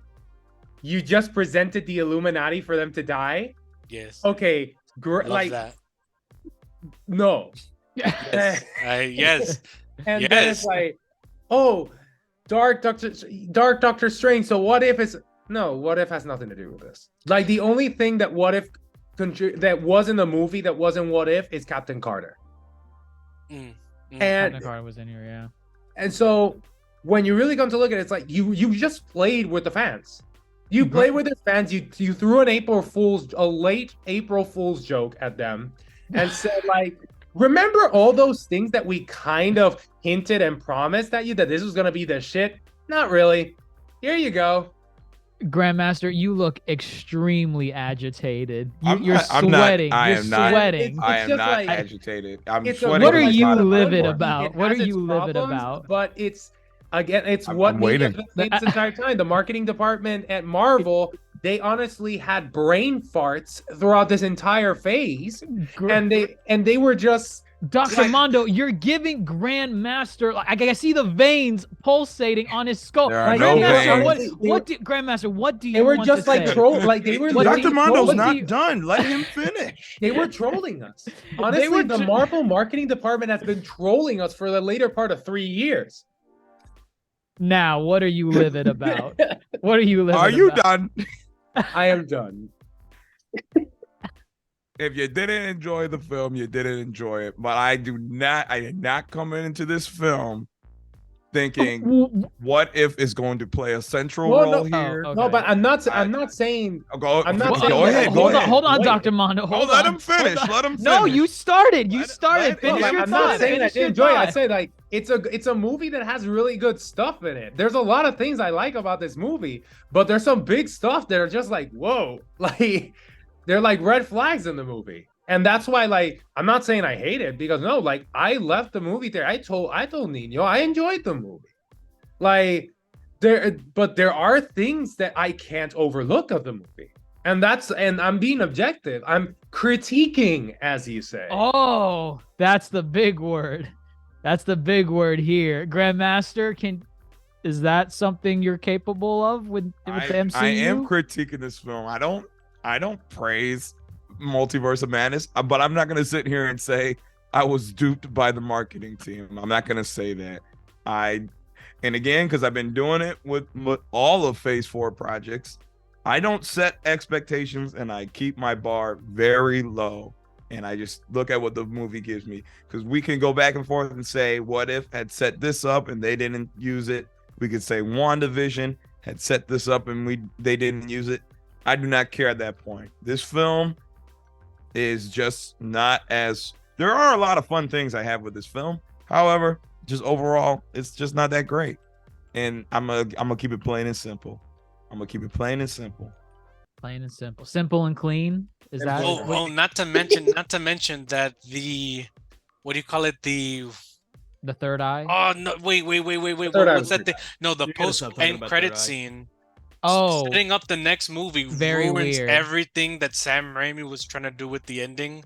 yeah. Because the that was ending was bad. literally the ending is fantastic when you think about it, because it's It literally like is. Doctor Strange has to face that he has to face his consequences. consequences, Yeah. the dark consequences of his actions, even though it was for the greater good. Fantastic. And the cinematography, and then the end credit scene, which is probably not done by Sam Raimi. There's like, no way it was. Yeah, I got a third eye no, now. I agree. There's Aquaman. Because no way it honestly, was. and the other movie that does like the ending is really good because again, it's kind of like not a happy ending. Like the good guy won, but at what cost? Exactly. And imagine if they the other left it at movie that that. does a great job with that, we'll talk about it, is Spider-Man.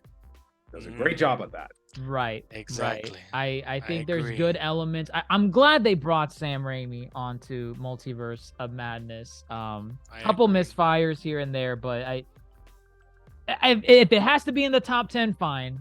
8. I think 8 is safe. For me, I think it was. I put it number 10. Yeah, I I probably had think- it a little bit lower, but it roughly same area. I think as more time goes on, we'll appreciate this movie more. I'm gonna Right. say. Potentially it could happen. Because Um, I think people will be like, oh, when you remove the expectations and the disappointment that I felt that Matt Ramos, had instilled in I us. stopped following him a long time ago. You still so- mention him. His I do not. his- You his have not name- heard me. Please move forward. Please move forward. All right. Fine. Number seven. I would say Yeah, Falcon 4 Winter shows, Soldier. 3 movies. What I are would we say banking on? Falcon and Winter Loki. Soldier. Please put up Loki. Go ahead.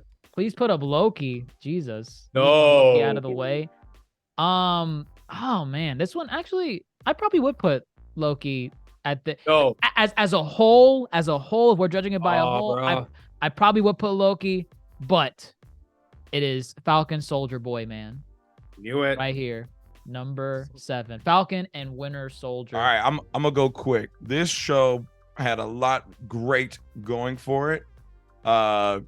The themes as far as Black Americans being a Black superhero, taking on the symbol of America. Great. What Bucky was going through, great. Not as great though as I think that point. But either way, this is a perfect example of fumbling the ending. finale. Yeah, Yes. the finale's horror is The really bad. finale suffered the most It 'cause fumbles it so hard. this and- was. Oh, go ahead.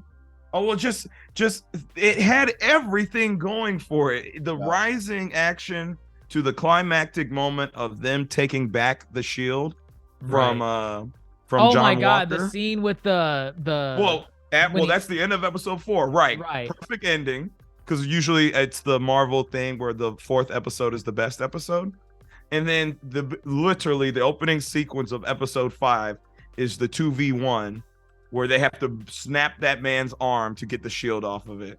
right. Incredible. And then the finale, which still had some good moments, more or less makes this whole thing suffer. And it's so the disappointing.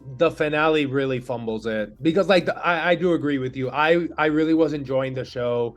It was tackling really good issues, and it just flowed. The show flowed. And even John Walker's because John Walker's presented, he's really an upstanding soldier, and how you see the pressure of being Captain America, of being the embodiment of the American values, perfection, all that, it gets to him.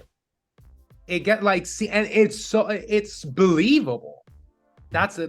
It's not forced, and everything, even Falcon's doubts of him taking up the mantle, taking up the shield, all that, everything just flows, and the ending is so.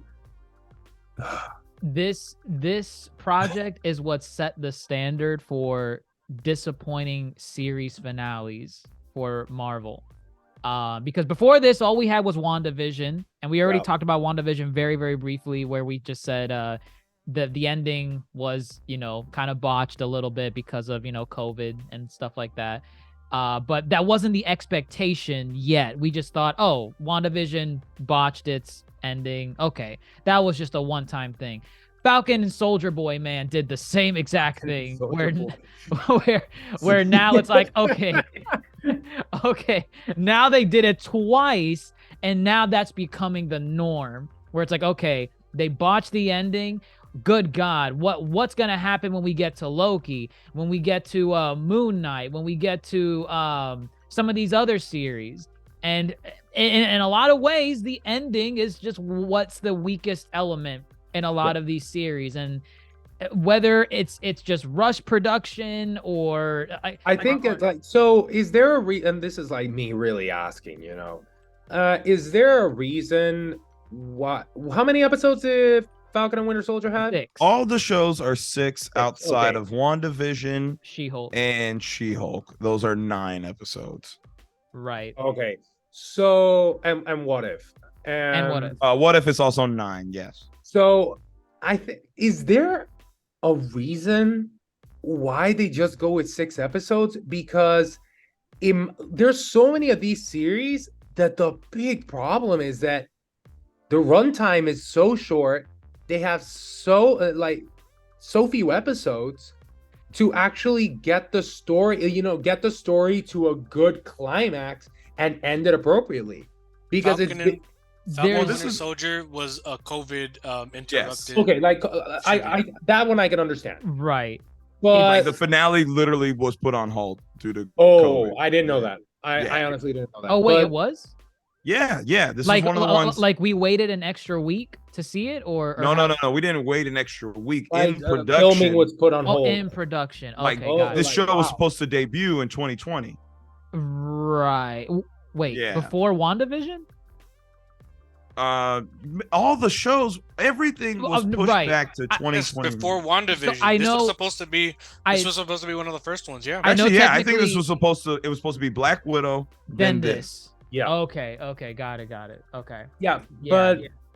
I think a lot of them, and this is just me really talking generalized of a lot of the series.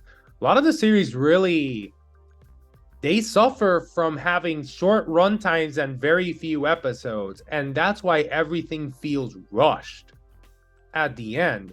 And that's a good and a bad thing, because, for example, I'll save Loki for later, but to your point, yes, because it's like we have to work in this confined space. Because obviously Falcon and Winter Soldier is one and done. We both know where those 2 leads are going to be next. Mhm. Yeah, So very Hulk much- 2. Hulk World Order. Yeah. World. I mean, all they're missing is Mark Ruffalo. That's all they're missing. Which, Mm. yeah, very much he could. Mm-mm. But yes, 6 episodes. I don't want to see it too stretched, because then you're digging for content and you're digging for story. No, That but just you might be can too even do much. 6. If you're gonna do 6 episodes, then don't make each of your episodes 35, 40 minutes. These were roughly all averaging, I think, like 45 minutes tops. Typically, the finales would be on the lower end. Like Which we'd is- be shocked when we would say oh, Which is episode 6 has dumb. to.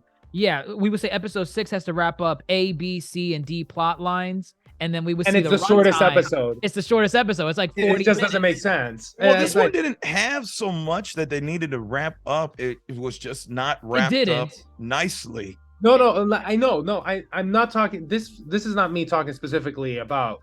Winter Soldier has this little problem, but I think this was just the first time the symptom presented, and it just continued on with a lot of other series. Well, then that's something they need to tackle in house, because No, they do. I Some of feel them- like we don't know of a mandate for you must do 6 episodes for every Yeah. series, but I mean with the way everything has been so far, there has to be one, because for every series to be 6 episodes, and for majority of these series, that finale is what is suffering the most. I mean, there's got to be something. There's got to be something with that. But I still think Falcon and Soldier Boy is still a good spot to put for number 7. Oh yeah, like it's a good show. It's a good show. Botched finale, but that episodes 1 through 5, they're fantastic. We're ripping this off right off rip. Loki. No. Yes. Number 6 is Loki. And before you go on your giant rant, let me say this. I think there's a particular project in our top 5 that should have been lower than Loki, but I'll save it for when we get there. I'm gonna say this about Loki, and then y'all can have at it. Loki, this was season 1. This is the only show here outside of What If. Yes, we're winning. We're still winning. Right. It's multiple seasons. Marvel's version of Doctor Who. Hold the phone. See, and it's hard to judge Loki because we all initially, when we watched it, thought it was a mini series, and to this idea of 6 episodes not being enough, we were like, we are not getting anything out of these episodes, specifically the first half of the series, to where when the finale does happen, which I think the finale was incredible. And then they drop that there's a season 2 that changes how you view the rest of the show. I agree. Probably have to rewatch it. I agree. Yeah. And I have not rewatched it, but I will upon getting closer to season 2. But yes, there's my piece. Which also set up, I guess, the future of the MCU. Loki. Exactly. Yes. But this is also, I need to put this, for as much crap as we give with the intervention of the final episodes for the series, this is one of the only ones where the intervention worked, because the original concept and they filmed a lot of this, was that they had Miss Minutes being like, I can show you everything that you want, and Loki was gonna be holding Mjolnir and being in a Coliseum kind of thing, and it was just gonna be very bloated. And for them to be like, actually, we're gonna cut all of that, and we're just gonna make this a very something that the actors can chew on, for a TV show, is a very ballsy move, and it worked. Now I don't. Jonathan Major's situation is very tricky right now, but for the show, it worked. It worked in that last episode. Yeah, I'm gonna say why this show is really freaking good.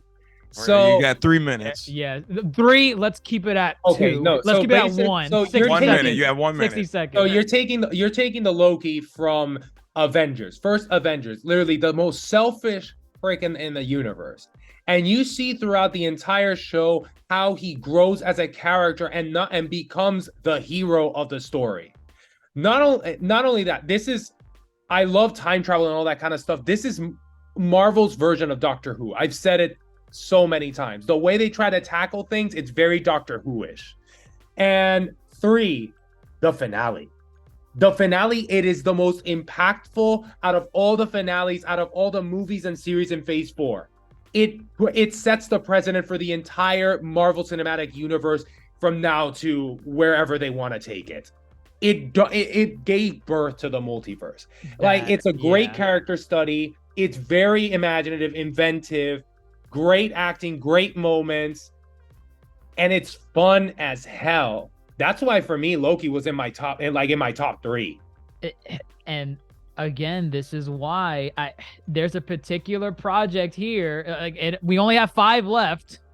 And I'm thinking, I don't know who's putting this one up this high. If Loki is coming in at number 6, number 5. But number 5, Black Panther. Oh God! You wish it was Black Panther. WandaVision. Completely disagree. WandaVision is not number 5. I put WandaVision. Wait, you're saying it should be lower? It should be higher. It should be higher. I agree. WandaVision should be higher. I disagree with the reason why it was pushed to number 5 with our remaining projects. The Shook up the box. Who shook up the box? I put Darce would have put it number one. Darce would have put it at number one. Darce would have had someone shook up the box. Oh no, that means somebody ranked it really low. Someone ranked it, and it's like, what? Like, how do you have WandaVision? Yeah, like at least WandaVision is in top 5. I can rest easy at night knowing WandaVision is top 5. I think it is higher than top 5. I agree. I agree. But WandaVision did a lot right, despite its finale, which WandaVision. It was great. I honestly loved how they explored grief. I like how they explored grief. I liked how it wasn't an easy answer for them to get to. Again, I know some people are not fans of those first couple episodes. I love that. I love that. As someone who grew up with watching TV Land and watching like these old like sitcoms like I Love Lucy, what's the one? Oh my God, I Love Lucy. We're moving on up to the east side. My grandma's Sanford and Son. There's other ones that I've watched as well. The Dick Van Dyke Show is another one that they draw a lot of inspiration, but something that I watched with my grandma. My grandma used to watch these with me, and to see them not only copy or like pay homage to in like how they wrote this show, but how they filmed the show. A lot of the effects were practical for the time. I think that's amazing. I think that they put so much emphasis into how they, how they interacted with the story. Sure. And then it kind of loses itself at the end. And again, this is another Marvel project that was affected deeply by COVID. But I think that it's still good. Like, I think the really good stuff is still good. Let me help you out. Cool that, like, the first 2 episodes at first, if you saw it waiting week in, week out, the first 2 episodes were weird. But like, I think I liked it, but it was weird. But I saw I entered seeing WandaVision, I think, when most of the episodes were already on the platform. So I saw it like straight through. And when you really come to look at it, it's just her imagining her perfect life. Let me explain because a lot of the complaints we had for the earlier entries, WandaVision got right. So speaking on the first 3 episodes, well, I guess the first 2, it was very ballsy for, the Marvel hiatus to be ended with these throwbacks to earlier film TV shows, right? Very ballsy. But WandaVision at its core is a mystery. And I think they knocked it out the park. Good mystery. The mystery element. Wanda and Vision as characters who never had their own film or their own series prior. We get more time with them. We explore them as characters. And that was done great as well. We explore their themes of grief, loss, all that jazz, and it's done very well. WandaVision also does a great job as a launch point for characters. Monica Rambeau here was a great launch point for her. Agree. Talking about connectivity. That moment where she's like pushing through, like just that moment pushing through the thing and her getting her powers. Yeah. Like just because of her will. That was such a good scene. It was such a good scene. Just again, I think her inclusion in this show was just very well done. Connectivity to the outside bigger Marvel, Jimmy Woo, Darcy, characters who are just, high and by in their respective films are actually done really great here. I would love to see more of that. And just, overall, I think, and obviously, we had our theories about multiverse and, the Fox buyout as far as. Oh, but there was a lot of trolling done. There was definitely trolling. It was and trolling. I appreciate that. I appreciate some of the trolling that they did. Like Evan Peters. Evan Peters was the biggest troll. Well, and also what do you call it?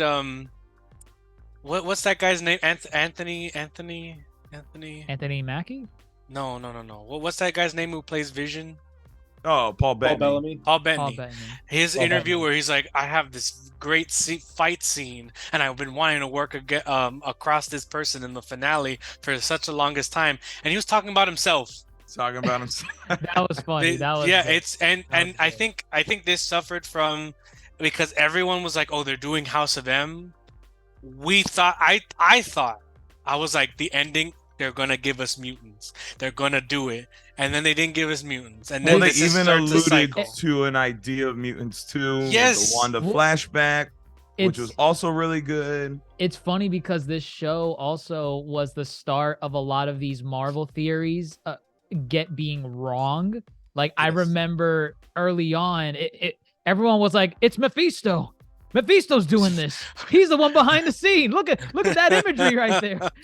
Yeah, those were the good. Oh man, those were. I mean, those were the fun times when Marvel theories were like really fun to get into, and then when they started coming out as wrong, people just don't like even trust them anymore. I mean, that's the best part, isn't it? Just like have like those fan theories and everything else. To a degree, I try not to lean into them too heavy because then you do sometimes get disappointed. Yeah. I think I hate to keep bringing them up, but Darce was leaning heavy into the fan theories, and we kept saying, "You gotta look at what they give you, man." And you know, Mephisto was. We're waiting for the thing is that us Marvel fans are waiting for a couple of things, and we've been waiting the entirety of Phase 4. There's only one movie. There's actually two movies that like give us answers in some way, shape, or form. That we had questions on, like about the multiverse, that's Spider-Man No Way Home, about the Mandarin, and they did it better than the comics Mandarin. Ooh. We get it in Shang-Chi, you know? Interesting. So but all these other questions about like, when are we getting mutants? We thought we were getting it in WandaVision. We thought we were getting it in What If. We thought we were getting it in Multiverse of Madness. We thought we were so many things were going to happen. And especially with mutants, because we're waiting for the mutants to come. We are waiting for mutants to happen, and we thought this was it. Yeah, we thought this was it, especially since, and I have to give credit where credit's due, I think this was during the time where Jonathan Hickman was doing his legendary run of, or like right after. He's the comic X-Men. writer, right? He's a comic. He's a very famous. Okay. He did the most recent Secret Wars with Doctor Doom and Mr. Fantastic. Okay. He also revitalized the X-Men with doing Powers of 10 and something of X. I hear good things about him, Rise of X or something like that. If you haven't read those stories, I think like the book itself is a little bit hard to come by. It's like $100, but it's one of the most $100 you'll ever spend, because those stories that he did with the X-Men were fantastic, and it revitalized them for a time, and now they're throwing it in the shitter. But anyway, we're still waiting. Where's X-Men? Where's this? Where's that? We're still waiting. This kicked it off. This kicked it off. I think it deserves a higher spot. At least it's in top 5. Number 4. Here's what I'm gonna do from here. We'll guess on what number 4 is. On number 3 through 1, I'm just gonna ask, how would you rank the remaining 3, and then we're gonna blast them all at once. The remaining 4. There's 4. Yeah. We got so we're gonna do number 4. Right. So we're gonna do number 4 first, and let me just say we have No Way Home. We have Wakanda Forever. I didn't even put Wakanda Forever in my top 5. Let me ask this: out of the remaining 4, it would be 4 Wakanda Forever. So we have 1 Wakanda Forever. Well, no, not your 3 through 1, but just number 4. Number 4. Wakanda Forever and number 4. Forever, yeah. You put Wakanda Forever number 4. Okay. Yeah. Highly disappointed. It is Shang-Chi. And let me tell you this. We cannot only blame Darce. This is where I will emphasize because this clearly means the remaining 3. Of those remaining 3, there's one particular film in there that I refuse to believe is higher than Shang-Chi. Shang-Chi was no way that Black Panther's better than Shang-Chi. Like plain as day, it's not. I'm not gonna speak on Black Panther yet. We're not there yet. But Shang-Chi got so much right. Shang-Chi was the first Phase 4 Marvel film that was actually really, really good. I mean, mind you, it was only the second. It was only the second. You can't say that. Because we had Black Widow. Think about what it was sandwiched in between. You got Black Widow kicking it off for the first Phase 4 film. Then you get Shang-Chi. So like, right, you get Black Widow. You're like, oh man, this is okay at best.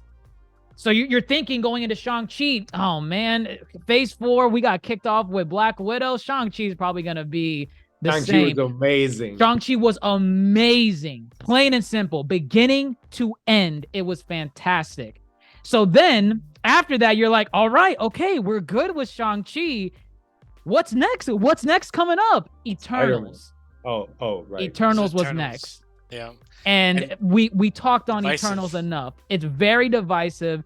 And then Falcon and the Winter Soldier happened actually between Yes, that is true. Shang-Chi and Eternals. Oh, No, I just meant is- films. I No, just meant you films. have that wrong. Only films. Really? Yeah, it goes WandaVision, Falcon Winter Soldier, Loki, Black Widow, What If, Shang-Chi, Eternals, Spider-Man No Way Home. Wait, really? Yeah, I think Yes. I think Grandmaster's right. What? But Hawkeye came out during Spider-Man. Hawkeye came right after. Black Widow. Hawkeye's after Eternals, yes. Yes, and Black then What Widow If is in comes July. after Spider-Man. No. What If came out in August of 2021. So What If came out between Black Widow and Shang-Chi. You know what this sounds like? Again, the thing we too much at one time. If we would have gotten WandaVision, Falcon, Winter Soldier, Shang-Chi, and then Eternals and Spider-Man, I think we That's would have been fine for the year. 6 projects in 1 year. That is crazy. And Marvel Actually, wait, no, more than consume. Do not Dr. critique. Only consume. Consume. Only consume. Shang-Chi was again. I think we talked about it a little bit in Black Widow when it comes to the fight scenes and choreography. They nailed it in Shang-Chi. Yeah, that was the fight scenes in fantastic. Shang-Chi were just so freaking good. And to know that there was all like practical, like it was the actual it. actors. Most of it Yeah, was he didn't like do the Kamehameha. that Practically. they actually did that. What do you But mean? No, but, even with Shang-Chi, those rings, Shang-Chi, I put it in my number 4, but like my other 3 that were top, I can understand them. But like Shang-Chi, I loved the movie. I loved it. I Shang-Chi loved just- it. It was it has a little bit of an upward battle, it's a new character, brand new new, character, no pre-established mythos. But there are pre-established things in Shang-Chi, like the 10 rings is pre-established, the Mandarin is pre-established. So now they have to more or less kind of work a retcon in to make it fit. And they did it better than the comics. They did it great. They did it fantastic. And then on top of that too, it's a martial arts film. So it's like, how do we take a martial arts idea and make it Marvel? And with that said, I think they did a really good job at it's kind of more than a martial arts film.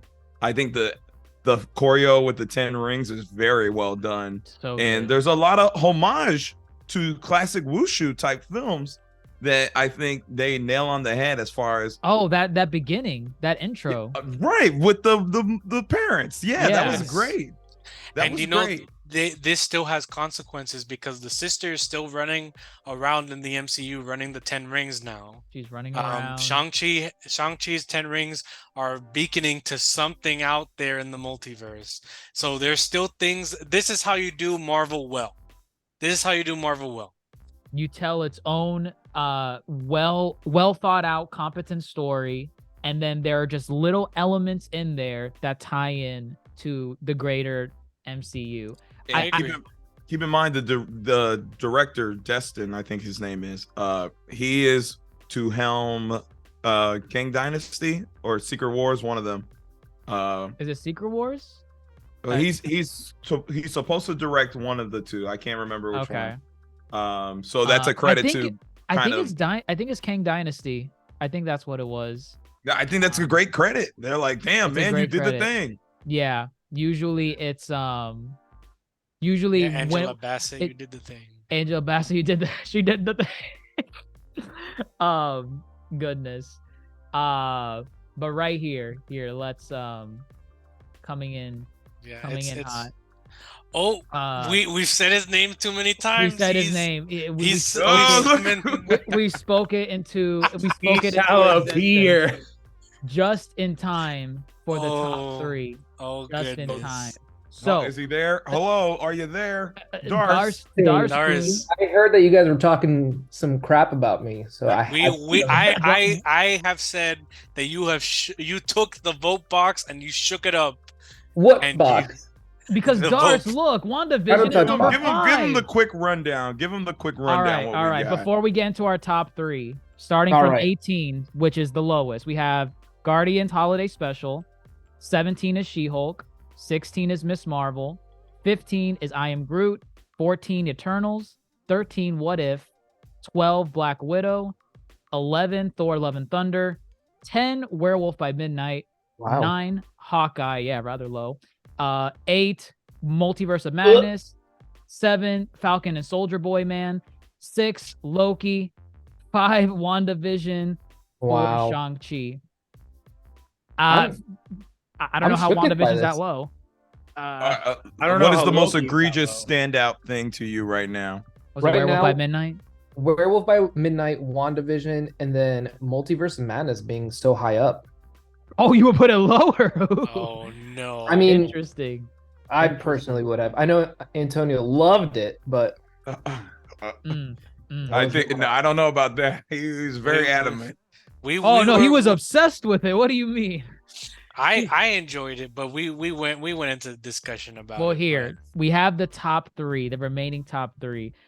I completely disagree with one of these projects up here. Yeah, like Black we Panther have- doesn't belong there. We have Oh, No Way. let's- We have Spider-Man: No Way Home. Let's do it right. Moon Knight, and Wakanda Forever. Let me just feel the room out.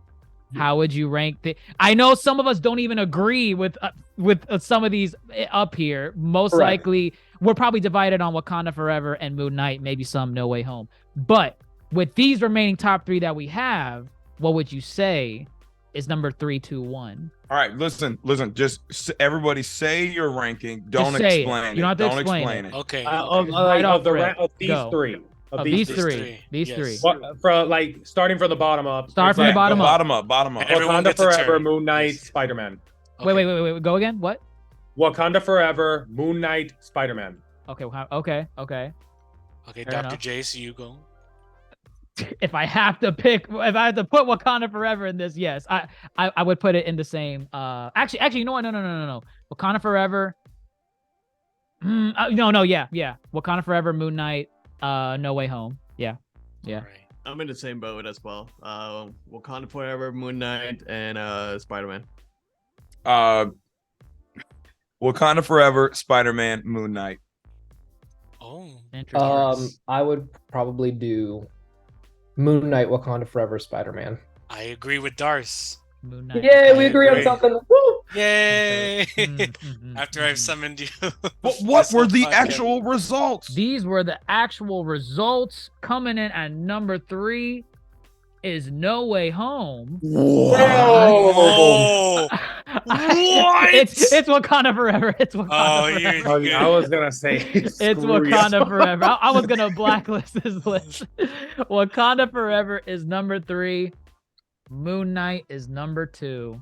Okay. And this No makes Way sense. Home It makes is sense. the best Phase 4 film according to the young. Damn, you're not damn only right. film, best project from Yeah. Phase Wait 4. a minute. Are you serious? Yeah. Yeah. Oh wait. Oh no, I read Yeah, this look wrong. at that again, Oops. please. Look at that Oops. again. Uh-oh. Dummy. No Way Home is number Oh, 2. boo. Moon Knight is number 1. That one I actually bamboozled myself. I didn't mean to do that. Wow. that Moon was Knight so is number climactic. 1. I put Moon Knight like in my top 5. I didn't put a number 1. Moon but Knight it's is my top number 5. 1. All right, let's- I will say this. Wakanda Forever does not belong in top 3. No, yeah. I don't Wakanda know. Forever- who I wouldn't put ranked Wakanda this Forever in top. I wouldn't put it in 5. top 5. Yeah, I wouldn't I put put it in it- top I put it 5. number Simple as that. 7. I would Huh? not put this in top 5. Absolutely not. I do not agree. I I think think, It's still a 6. Yeah, I think it belongs in the top 10. Yes. I mean, Top there's 10, so many sure, gosh darn yeah. projects. Top No, 10. And not top 5. It's not top 5. It's not top 5. wholeheartedly disagree. I If love we're going by Wakanda trailers, it Forever. would be top 1. Well, yeah, it clearly the best. Oh, yeah, trailer. yes. Grandmaster Oh, can speak of on course. that. Oh no, yeah, I- like I I know, sure like can. Grandmaster was crying No every time. woman that will trailer cry. came out. I legit. Listen, all I'm gonna say Absolute about Wakanda pandemonium. Forever is He this. was playing this yesterday. the Look, I did, trailer. and I got goosebumps all over again. And I already know what the movie looks like, and yet I still got goosebumps. I'm gonna say this real quick about Wakanda Forever. This story was too big, and it should have been more condensed because there was a lot of elements being introduced in this film to where I wish it just focused on kind of the loss of T'Challa and how do we move forward. But there were so many other elements going on in this film that it took away from that, which I thought would have been the best key point to tell the story. It does. There are good things about the film. I love Namor. I think that's Angela Bassett did the thing. Angela Bassett did the thing. Angela absolutely. Bassett did the thing. And then honestly, I think that's really it for me. I put in number 7. Yeah, that's it for me. That's all I gotta say. Yeah, a bit more than it could chew, I'd say. Yeah, I just felt that at points there were things that it was kind of like a different movie. Like obviously, I know that they had to kind of rewrite a lot of stuff. There was an original script that involved. Yeah, like they had to rewrite a lot of stuff due to Chadwick Boseman's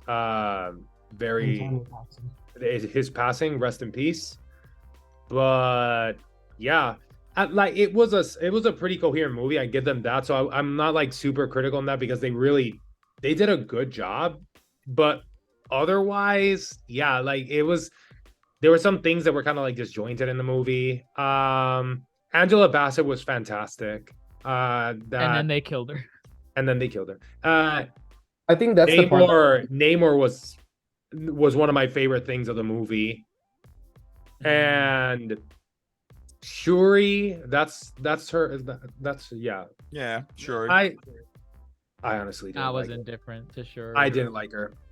Maybe you know why you don't. We don't. Why you don't like. No, but like he is suspending that. No, I am suspending that. Like personally, there are reasons that I don't like her as a person, but like her character in this movie, I didn't like it. It was just like I wasn't surprised. I wasn't too much. enthralled. Right? I wasn't into nothing. Right, and I think the passing of the mantle down, I think it was just a little too early in the character development because we haven't really gotten a chance to see Shuri as like that leader that's going to be taking on that role, and so like to us it was kind of like not 100% believable. And then on top of it, it's like there was just way too many like killing off of people and characters, and we already had one that had to go. So it's like, do we really need Angela Bassett to go? The crux of the movie too. Yeah. Like, yeah, Angela Bassett was the best. There's a role. There's a specific scene that Angela Bassett had in this movie that put her on the nominee list at the Oscars, and they used it in the trailer. They knew that'd be the scene. They knew it. They Which one? My entire family is gone. Have I not given everything? It was really good. It was good. That was a great scene. I wouldn't say it puts her on the Oscar All right, nomination. let me yeah. Don't do it again. let me Praise cook. this movie, Nino. I really liked this movie. I think Where would you put it? I'd put it at number 2. Like Number honestly, 2. if I were to like in the top, I would put it in the top 3. Honestly, like Wow. I find Shang-Chi and Wakanda Forever interchangeable, but for different reasons.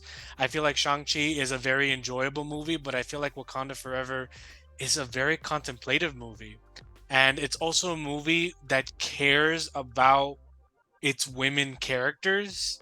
This is, I think, one of the first Marvel films where women are talking to women about their own feelings, about what they want, about their aspirations. That's very important to me. And it worked not only, and I'm not saying that, oh, I'm just giving it brownie points for doing that, but it made sense in the story. Like if you look at everything, it was all about how these people can cope and how can they move forward. And I think with the inclusions of also masculine figures and men in this movie, that are all the men in this movie are seen as a form of doing the right thing and helping support these main women characters. Like Grandmaster Hoop's most favorite character in this whole Marvel series, what's his name? Winston Duke's character. Oh, M'Baku. And M'Baku. they call him to do it. The Grandmaster Hoop, do it. They feathered Oh serpent. my god. They do not call him General or King.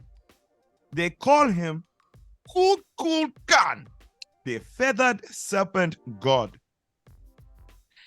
I really love this movie because to me, they Black Panther 1 and Black Panther Wakanda Forever. I really wish they would have just called it Black Panther 2. I'm tired of epithets at this point in the Marvel phases, but I feel like they're two chapters of a story, and I can watch them back to back, and I can have a wonderful time with. There is one plot hole that Dan pointed out.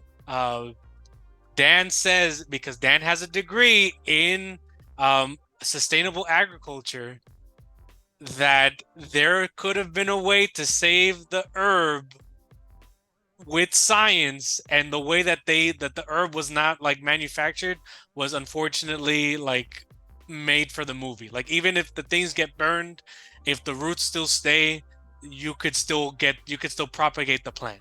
There were no more roots. There were no roots. The Yeah, but roots were even burned. if you had an offshoot of the plant, you could still propagate the plant. There was Dan- none of that in the movie.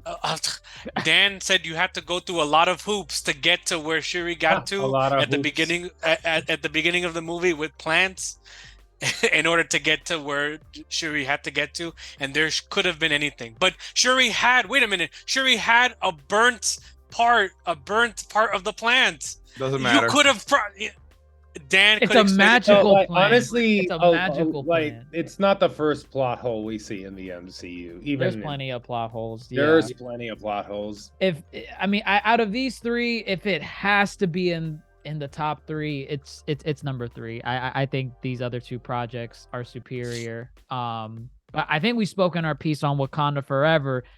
What about these? I feel like these last two are interchangeable for different reasons. For different. You don't think so? No, I do not think You there do is. not I Why put it's not? no, like literally my top 5 there was Spider-Man was the number 1. Spider-Man was number 1 for you. For me, Spider-Man was number 1.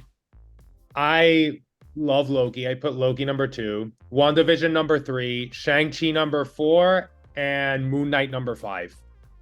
Okay. That's not Moon Knight did the finale. Oh really no, well. the finale was Yeah. great. Moon Knight. Well, see, that's Yeah. where the division comes in. Some people Like, would say the finale was like bad. Moon Knight, I loved it because it was so different. It was very It was different. It was very very different. different. It was so psychological. And from the people that I've read on, at least from what I've seen online, people are like not dismissing or hating on the portrayal of DID in this, how they presented it in Moon Knight. So that's a slight win, I guess. A great because win. You It's- want to make sure you're doing it right. Right. You don't Yeah. want to be overtly offensive with something that is very real for a lot of people. And you have someone like Oscar Isaac, who's no stranger to playing Marvel characters from in the past. And I just think he played, I guess, 2 characters and then a third one at the end, but they felt different. They felt very different. It felt believable. And that's just, to the acting chops of Oscar Isaac. And the other thing I like about this is that it just wanted to tell its own story, and it didn't care about the greater MCU. That's where we originated the whole Hulk Dark's smashing in. Dark's giving a side. Hulk doesn't need to come and smashing from the ceiling. Like, honestly, that's why I put Moon Knight at like number 5 for me, is because if you took the Marvel Studios out of the name of it, it could have belonged to anything. It did not tie in at all to anything Marvel related. All I needed was them to say one thing. You don't need to have a Hulk smashing through the ceiling. You just need the to make Hulk a is a reference figure of to Can I just say, something. they gave a reference to Avatar: The Last Airbender before they gave any references to the greater MCU. The in blue this people. show. He's like, do you mean the blue people or the one with Arrow? It's a good. I think it's a good series. I think it does a lot of things well, and I really enjoyed it. I think also week to week it was one of the most fun to watch. There were some really yes, like it was some really good parts where, like, I think as a whole the villain was very interesting. Yeah. Ethan Hawke was acting his ass off. Scarlet Scarab in this series, I love her. I love her. I want to see more of her. Let's put some respect on her name. Okay, I know her name. I forgot. Okay. Oh wow! Yeah, wow. exactly. Just give me a minute. Yeah, like Moon Knight, what I May really Calamawi. Okay, there we go. Moon Knight, what I really liked when it came to like week by week, is that you really didn't know what the hell was gonna happen in the next episode, right? Yes. And that because was like great. you can, like, with a lot of these shows, you can kind of trace a line. Obviously, you're not gonna hit it like all the time, but you can kind of know like where they're going a little bit. Moon Knight was just a journey that you were just like, I don't know where this is going. It makes sense. Everything that was happening makes sense, but you just like, wow, I don't know what's gonna happen now. It was a breath of fresh air, especially with that cliffhanger in episode 5, I believe it was, where Mark got frozen in the sands. not frozen. In the What was it, or was it episode 4? So the biggest cliffhanger was episode 4 with the hippo. Where the hippo appeared. When what do you call it? When they died and they were like shot and like drowning. Oh yeah. And then they wake up and they're like, "Where am I?" You know. And they're in the asylum. Yeah. Yes, and they're in the like the midway point of the afterlife. There was just a lot of good stuff. Like, it felt earned, and like it. These characters did feel like they cared about each other, and ultimately, like, I think Oscar Isaac put his spin on Moon Knight, because Moon Knight in the Isaac, like made that his own. Yeah. Dars, did you read any of the Moon Knight comics, or is that a comic you kind of stray away from? So I love Egyptian, like studying about Egyptian gods, and Moon Knight was a character that I was really interested in. I'm not as versed in it as other people are, definitely, but I did know just a good amount. The only thing that I wish that they touched a little bit more on was the fact that, like, whatever phase the moon was, that's kind of like how he got his powers. That's how his strength was. And then B, like, they made all of these other Egyptian gods die within like 2 seconds of fighting the bad guy. And I'm like, oh, great. So I think Marvel has this thing where they create this idea of, or in this phase, they put in this idea of gods, and like these gods have been doing nothing. Like, they're just like pieces of potatoes for me right now, because like, look at Thor, Love and Thunder. Like, it was a total joke when it came to any of the gods. And then same thing with Moon Knight. So it's like, I think if they were to be on the same page with some of these things, then maybe it'd be interesting. Maybe it would have been cool to see, you know, Gore come out. Is that his name? Gore the God Butcher? Gore the God Butcher, yeah. See him come out in Moon Knight. There's an easy tie right there that you can put into Marvel Studios. Connectivity. He wants connectivity. I just wanted Why can't the Hulk just smash in? And I just wanted a little bit of a little bit more of the power. I do have to say, this was a really, really good series. WandaVision, to me, obviously, I'm going to preach this all day, has been my favorite series. WandaVision? This was a question in the. Is WandaVision your number one? Yes. Yeah. Okay. So how the hell did it get to number 5? Because people There's ranked it more lower. people that voted that are Some not people put it here. at number 10 somehow I probably. And Nino, you obviously didn't help WandaVision get any higher. didn't It wasn't in vote. your top 3. You didn't send it to me. I looked. Because no one else voted. No one else voted. You didn't send it to me. But WandaVision to me, like, so I tried to view these as how the anticipation for each episode and movie came out versus the reality of it, right? So WandaVision, I was like a kid on Christmas every Thursday night waiting for that release of WandaVision to come out on Friday. Like I haven't felt like that in the longest time. And I was so grateful for WandaVision to give me that experience. Loki, I feel like it did the same thing. Each episode drew me in closer. I was like, okay, this is great. Like I'm excited to like see what the heck is happening with this TVA. Captain Soldier Boy, a little less. Finally, someone got it. Hawkeye, even more less. What If, it was just a fun journey to be part of. And then we got into like Miss Marvel. Those were shows that like it was okay. Like I didn't have to watch it every night. Moon Knight was one that I was very excited to watch, like the next episode to see what was going on.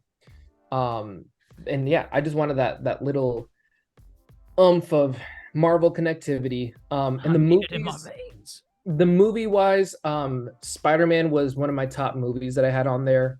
Definitely not Multiverse of Madness. And then Shang-Chi was my number. I think Shang-Chi was actually my number 2, and then Spider-Man was number 3. Well, here, let's address it. Let's nip it. Spider-Man No Way Home. Should be number 1. I feel like No. you can. I feel like you can interchange it between 1 and 2. Like I don't remember what I really put as number 1. Maybe I did put No Way Home as number 1. Like and Spider-Man, put- like my only little thing is just the plot hole of the movie. That's like he really like this movie could have just been completely avoided if Peter had like 2 more neurons. But he's a kid. He makes mistakes. He's a kid. That's the whole point. But Like, he's a freaking genius of a kid. That's why I was He's like, still a book kid. smart. He's still you a keep kid. saying Like- kid. You keep saying kid. Book He's He's still a book kid. smart, not logical. I'm gonna Smart. say this about Spider-Man No Way either Home. way, I love the movie. Take out the Love it. nostalgia. Is the movie still good? No, that's not what I was gonna say. What were you gonna say? Well, I mean, I guess that's a part of it. To me, Oh wow. So yeah, to okay. me, this film feels more like and I think we've talked about this before. I mean, we've done 2 podcasts on this film. Go ahead. Oh Uh, yeah, we did. We did. we In a did. way, we kind of did what Marvel and Disney did, a more fun edition Correct. of our second outing on the movie. For me, at points, and I guess this is really, at points, this film just feels more of a celebration of the Spider-Man film franchise as a whole than a movie. And for me, Okay. that takes away from my enjoyment because hot takes take, away from your enjoyment. hot take. Here comes a hot take. Yeah, I bet. I think Far From Home is a better film because everything that happens in this film, obviously the villains were leaked, not even leaked. They were announced. They were announced that all the villains would appear. Doc Ock being the first one. Actually, wait. It was Yes, wait a minute. No, wait a no. minute. Wait. So Doc Ock, yes. Doc Ock was, Alfred Molina wasn't like there were rumors that he was going to appear, and then it was confirmed that he was going to appear, and he said, "It's like I came out of the river where we last saw him," which Right. is not even a true statement given the facts of the movie. And then slowly but surely, every single villain was announced for this film. And there's even a trailer that features all the villains. But it's in the final shot of that trailer, it's It's when they're where- all jumping at each other. correct. And they edited out Andrew and Toby. So, from there, I obviously then, there goes the hype train because you're like, oh, we know these characters are going to appear. Of course they do. And it just felt like a celebration of Spider-Man as a whole, which is fun. That is fun. You can still have fun with that element. You can have fun seeing these villains again. You can have fun with Tom Holland interacting with them because he hasn't interacted with his universe's version of them. and you can have fun when all three of them appear together. And it was enjoyable. But for me, it just felt like a celebration more than a movie. That is great. Whoa. You were right in No, saying that it was a hot no. take. You were Okay, right. And I wait. think Far From Home, It's a as far as blazing the- take. as far as the Homecoming films go, I enjoyed Far From Home. That's my favorite outing with Tom Holland. You know Let what? me- I used to agree that Far From Home was a good movie, but now I'm on Darcy's side. You can't have a Spider-Man without New York. I'm I sorry. don't- I was I literally don't gonna say disagree. that. Like, this is the first That's- movie in the trilogy that you actually are in New York. I don't. Well, I mean, even hardly. We're Homecoming. hardly in New York. We're hardly in New York. The We're in final Statue- scene takes place on the Statue of Liberty. We're listen. That's where we are. The Statue of Liberty. We're on one bridge. I don't remember what bridge that was, and then we're underground for the rest of the movie, and then we're in the New York. Mirrorverse. In New York. In New York, the Great, Mirrorverse, in New York, great. It's not Mirrorverse, like comma like- New York City. Okay, There all you right, go. I get it. But if you're trying to talk about this New York element, Right. no 'cause film you're has also nailed it trying to better celebrate- than the Raimi Grandmaster, film. like, You're trying to I No hear what you're film trying to has- say. Rebel. Correct me if I'm wrong. No film. I mean, and we've already done a Spider-Man ranking list too. Go check No that out, by films the way. have done the New York element better than the Raimi films. Yes, I agree. but Okay. So there's a that- big but. There's you a big telling but me here. it's in New York doesn't do anything for me. But 'Cause there there's are a better big but films here. that are. There's a featured in New big York. but here. This film has the context of coming after the Raimi films. And what were the biggest critiques of Homecoming and Far From Home? There wasn't a swinging scene throughout New York. There wasn't this idea that New York was a place that Peter lived in. And what did we get literally in the first 5 minutes of this movie? The ending of Far From Home. He's swinging. We get through New him York. swinging with, what do you call it, with MJ? Zendaya throughout Yeah, the that was entire the, city. it picks up from the ending of Far From Home. Yeah, I think it's also the fact that throughout Tom Holland's appearance in MCU, he always mentions that he's a friendly neighborhood Spider-Man, Mhm. and he's mentioned it a couple times. In the fact that in the first movie he was in DC for some of it. Yeah, he was in New York for a good amount of it too. Second movie, he was obviously in Europe, and then this one we get to see him in his turf. And even though he's helping the other Spider-Man like fight their villains, in a way he's also fighting what Mysterio did to him, where he's like trying to figure out like what's the best way that I can do this without this is a domino effect from what Mysterio did. So I have to like try to fix this, and then also try to be a superhero where I'm choosing not to kill. And that's actually a really hard lesson, because like we're seeing a lot of these not Marvel productions, and these not Marvel superheroes are out there just killing people. And it's a thing that Peter Parker, specifically in MCU, really tries not to do. He tries to Just like- save people. Right, Oh, just okay. like Batman. I- Batman is These are not. not Honestly, things like, I disagree so- with y'all on. These are not things I disagree. But So to I- say I- that, I don't to say that disagree. you didn't enjoy You're it as a saying movie. No Way Home is at number 5. I did not say it's at number 5. You Thank might as very well much. be. Well, if I put it at number 5, I put it at number 5. So- Who That's cares? disrespectful. Wait. So where did you put No Way Home at? I don't know, because I'm looking no. at my personal list and I don't. This is clearly not updated. Well, based on So- what we've just discussed so far, where would you put No Way Home? I would put it in the top 5. I just don't think it's the best. I think it's the best movie. Just I think because it's the best movie. yeah. And this best is movie coming what? from Best me. movie in Grandmaster, this Phase is coming 4. Phase 4. from me. Yes. that you can sit Yes. for you. No, like, as this much is, as like I'm a Spider-Man Tom Holland fan- hater, and I'm putting this movie number 1. That says a lie. Dr. Mondo, you Dr. think- Mondo hates Tom Holland. That doesn't tell me anything. So, but It what I does, wanted to because say he about should it- have- the film He from should the have actor. a bias against the who- movie, and he's not No, letting no, the bias cloud his That does judgment. nothing for me. That Yeah, doesn't- but like I Grandmaster, said but earlier. like I earlier, hear your blazing take. Your blazing take of it being a celebration of Spider-Man movie. Yes, I do hear that part. What's wrong with Now that? that it is as a movie, it suffers. Not really. Like, this is what I like of this movie, is that this is Peter Parker really growing up as both a person and as a hero. Look, I gotta cut you off because y'all think I'm saying a celebration makes the film suffer. I never No, said no, I didn't enjoy That was what this you film. pointed out.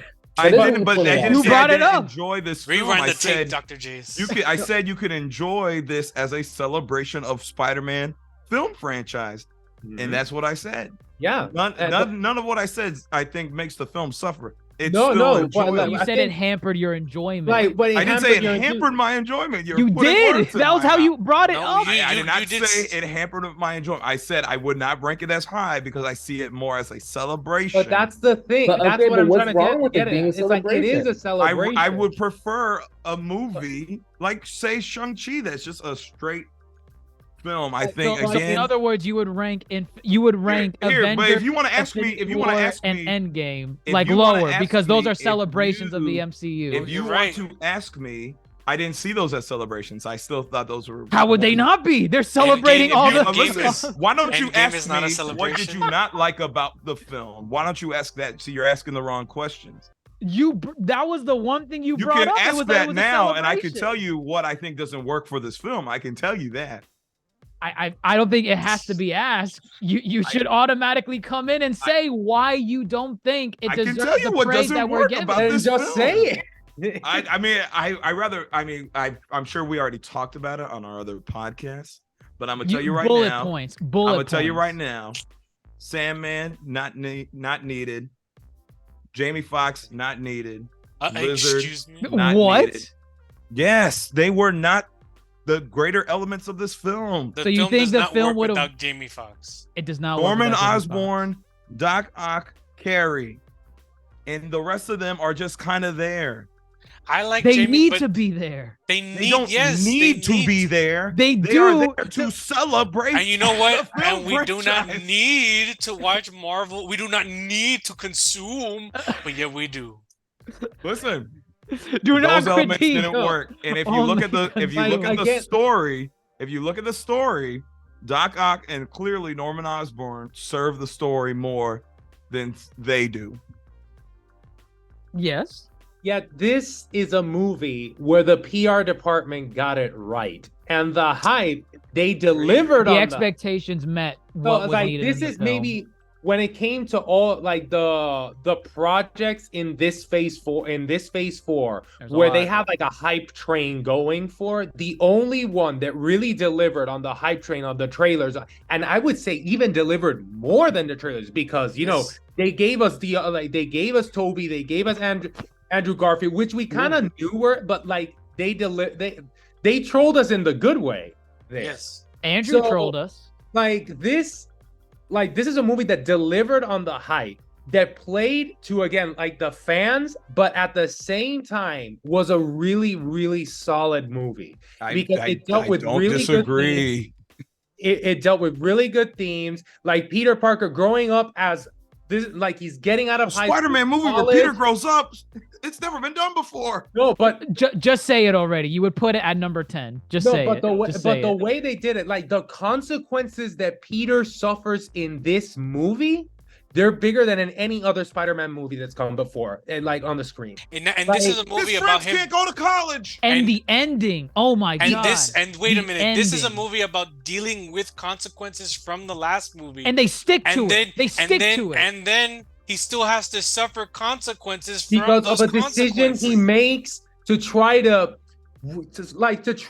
right the wrong of the previous movie. He makes a decision which screws everything up, and instead of just like patching it up, fixing it all great with the world, like in a lot of movies, a lot of superhero movies, he has to make the hard choice where he has to give up everything.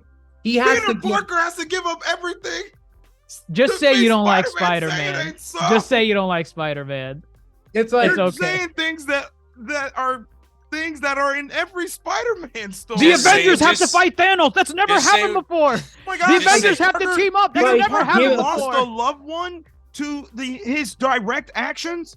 That's never been. Well, like, that's no, never Just happened. say what like- you want to say. So, You like, say you well, only okay, want Sam well, sure, Raimi. he lost put his- mom at, he put Multiverse of Madness at 1. That's I what he did did. not. I did not. That's You why it's want so him- You're high. telling I'm me just that saying him- everything you're saying. They have a everything city you're scene in saying. Multiverse of Madness in the very beginning Listen, when they're at the wedding. So there listen, you go. There's your number Everything one. you're saying is like pillars of Spider-Man story, and Wait, so we've you're seen telling me this that, before. in and you're which helping to Spider-Man my movie does point. like they forget about that he has to not only does he lose a family member, he has to tell the world. So like everyone is going to forget about me, and in pretty almost like a almost literal sense, I don't exist. Oh my gosh, Peter Parker loses everything. The It's more- been done the more you before. speak, Where? it just Like, gets where? Come on, lower. tell It me. just gets But lower. again, that's Where why does he I lose say, legit everything? Come on. I Come on, say tell me. this film is a celebration of Spider-Man film franchise. Everything Just you're say saying it's is worse not, than I'm Guardians not saying special. you're wrong. No, but Hey, I I'm know, just no, no, no, saying but Then she- AJ, I've like, I had know, better Say enjoyment it. through other films. Dr. Jace, I know we're skipping to phase 5, but hey, like Ant-Man is better, you know. It's No, like we're not doing phase 5. Good. This was fun. This was funny. This was funny. No Way Home, unfortunately, number 2. Grandmaster would put it at I number can tell you how many 19. people voted for it to not be number 1, if you really want to know. We praise the anonymity of our voters. I mean, I don't know how they voted. I could just tell you how many people averaged it lower than number 1. That's okay. We know Okay. you were the one that lowered it to number 10. Sure. Yeah. Let's point fingers. Yeah. Based on your takes today, I believe it. Spider-Man 2 is the best Spider-Man film of all time. And there's the bias. That's all we needed. That's all we needed. But there is our phase 4 ranking of the MCU projects. Quick rundown starting from the bottom.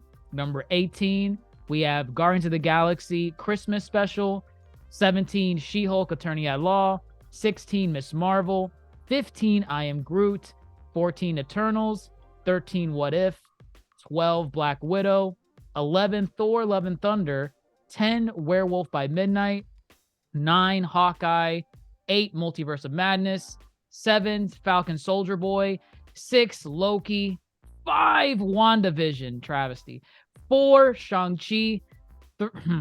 3, Wakanda Forever. the other travesty. 2, Spider-Man No Way Home. And 1, Moon Knight. We're all over the place with this one. It's definitely Marvel's experimental phase for sure. Some aspects work better than others. Any final thoughts overall about where we are on the list? I mean, I imagine a lot of us disagree with certain placements, but Yep.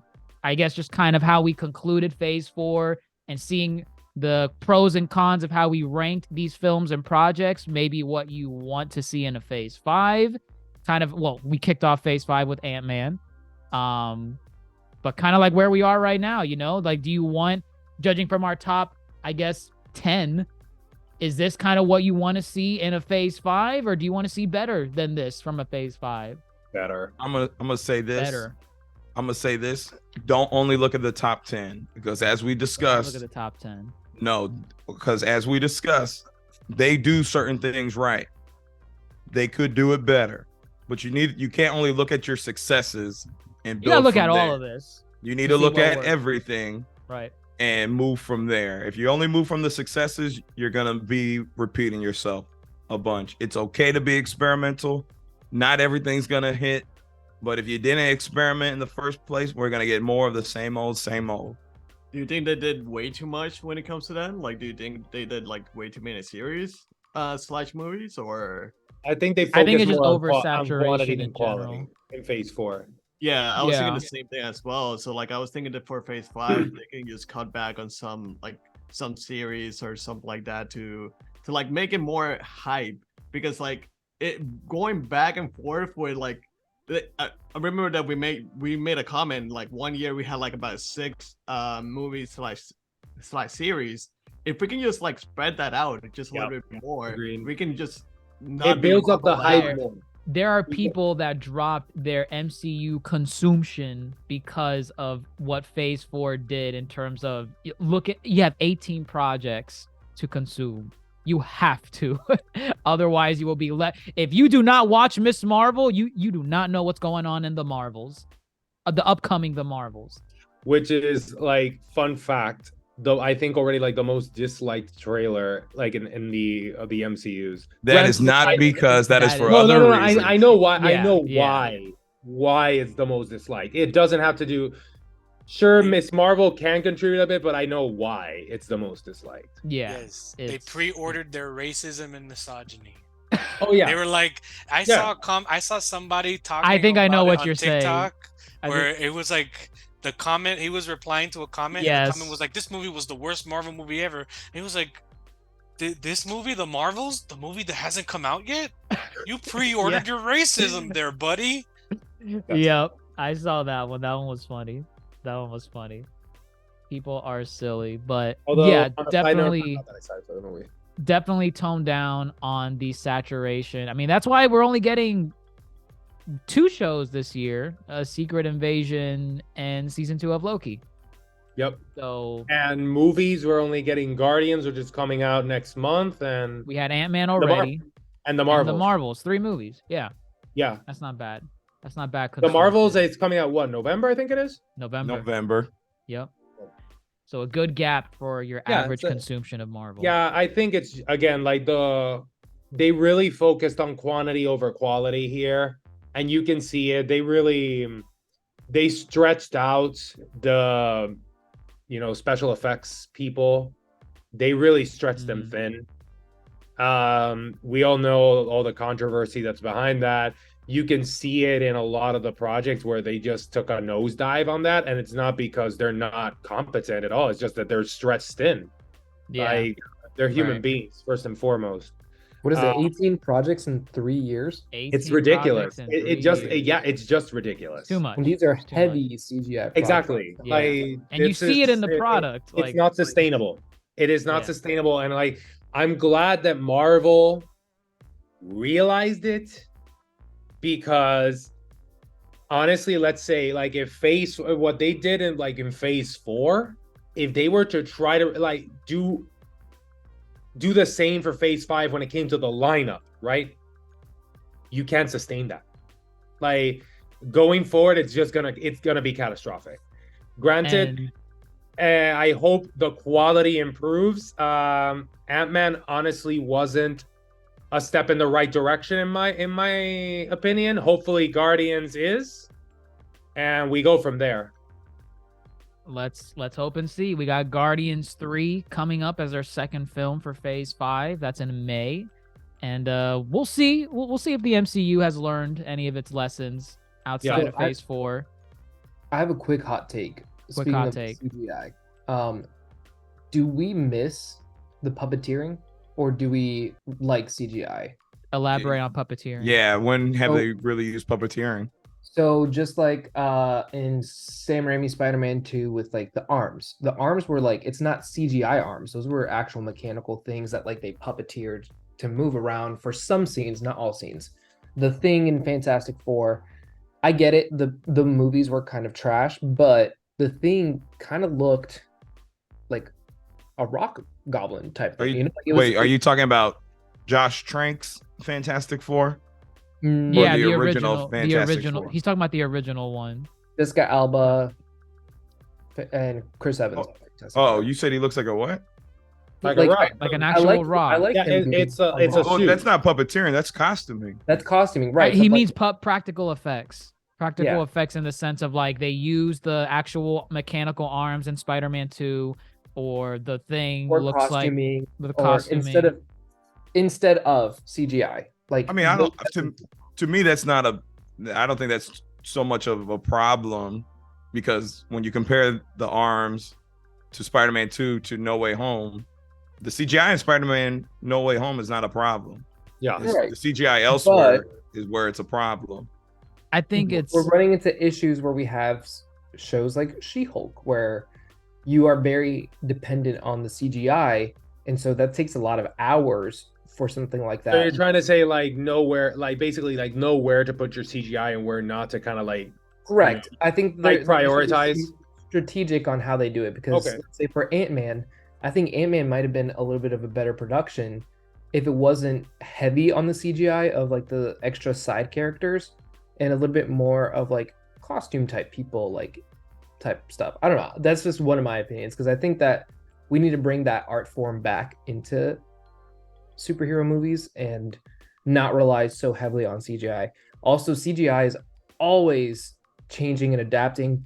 We would have thought, you know, back in the day, some CGI things were like, oh my god, this is so cool, and we rewatch them now and we're like, oh my gosh, that is Floptina. That does not look real at all. I'm gonna say this for Phase 4, majority of my favorite projects are more of the grounded, down to earth projects. Majority of those don't need as much CGI. Moon Knight. That's fair enough. Yeah, Moon Knight was pretty grounded. But Black Widow was also another one.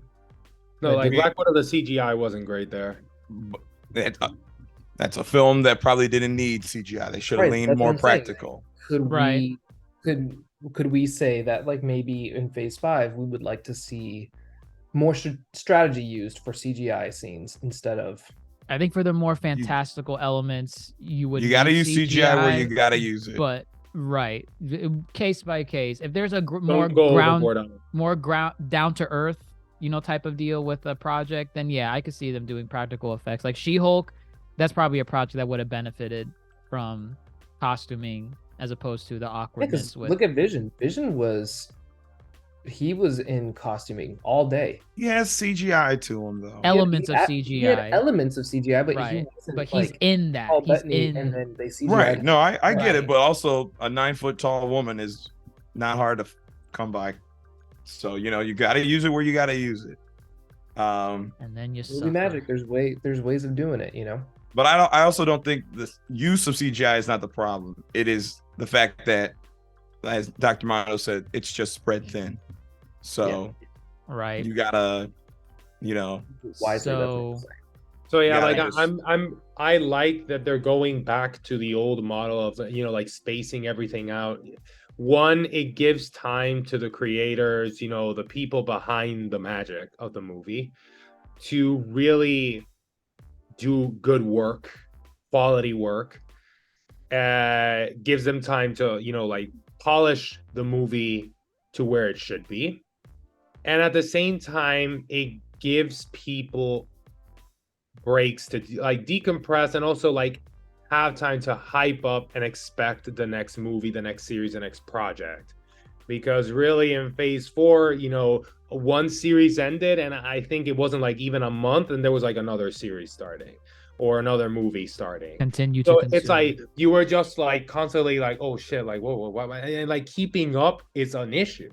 You know, there's so many things happening at once. You know, people live busy lives and all that kind of stuff. They're not gonna keep up with everything. If you give them like 3 months to keep up with things, I was like, they're gonna keep up. And so I really hope that, like, it seems at first glance that they learned at least the spacing issues. They learned from it. Now what we have to see is if they really learn the quality part of it. Because as of now, if we're just gonna go with Ant-Man, they haven't learned their lesson. If we're just gonna go with that, I'm not saying they haven't or whatever, but at first glance, that's gonna be it. We shall see from here, since that's only the first film, which originally, you know, Phase 4 was gonna be even more encompassing than what we got in the long run, because Ant-Man was gonna be in Phase 4, so was Guardians. But now that they drew a line, it's gonna be hard to see, you know, where did they learn their lessons from one phase to another. I mean, it very well could have happened already with Guardians. We'll have to wait and see. Yeah. And we'll see in a couple weeks. How Guardians fares. But there you have it, folks.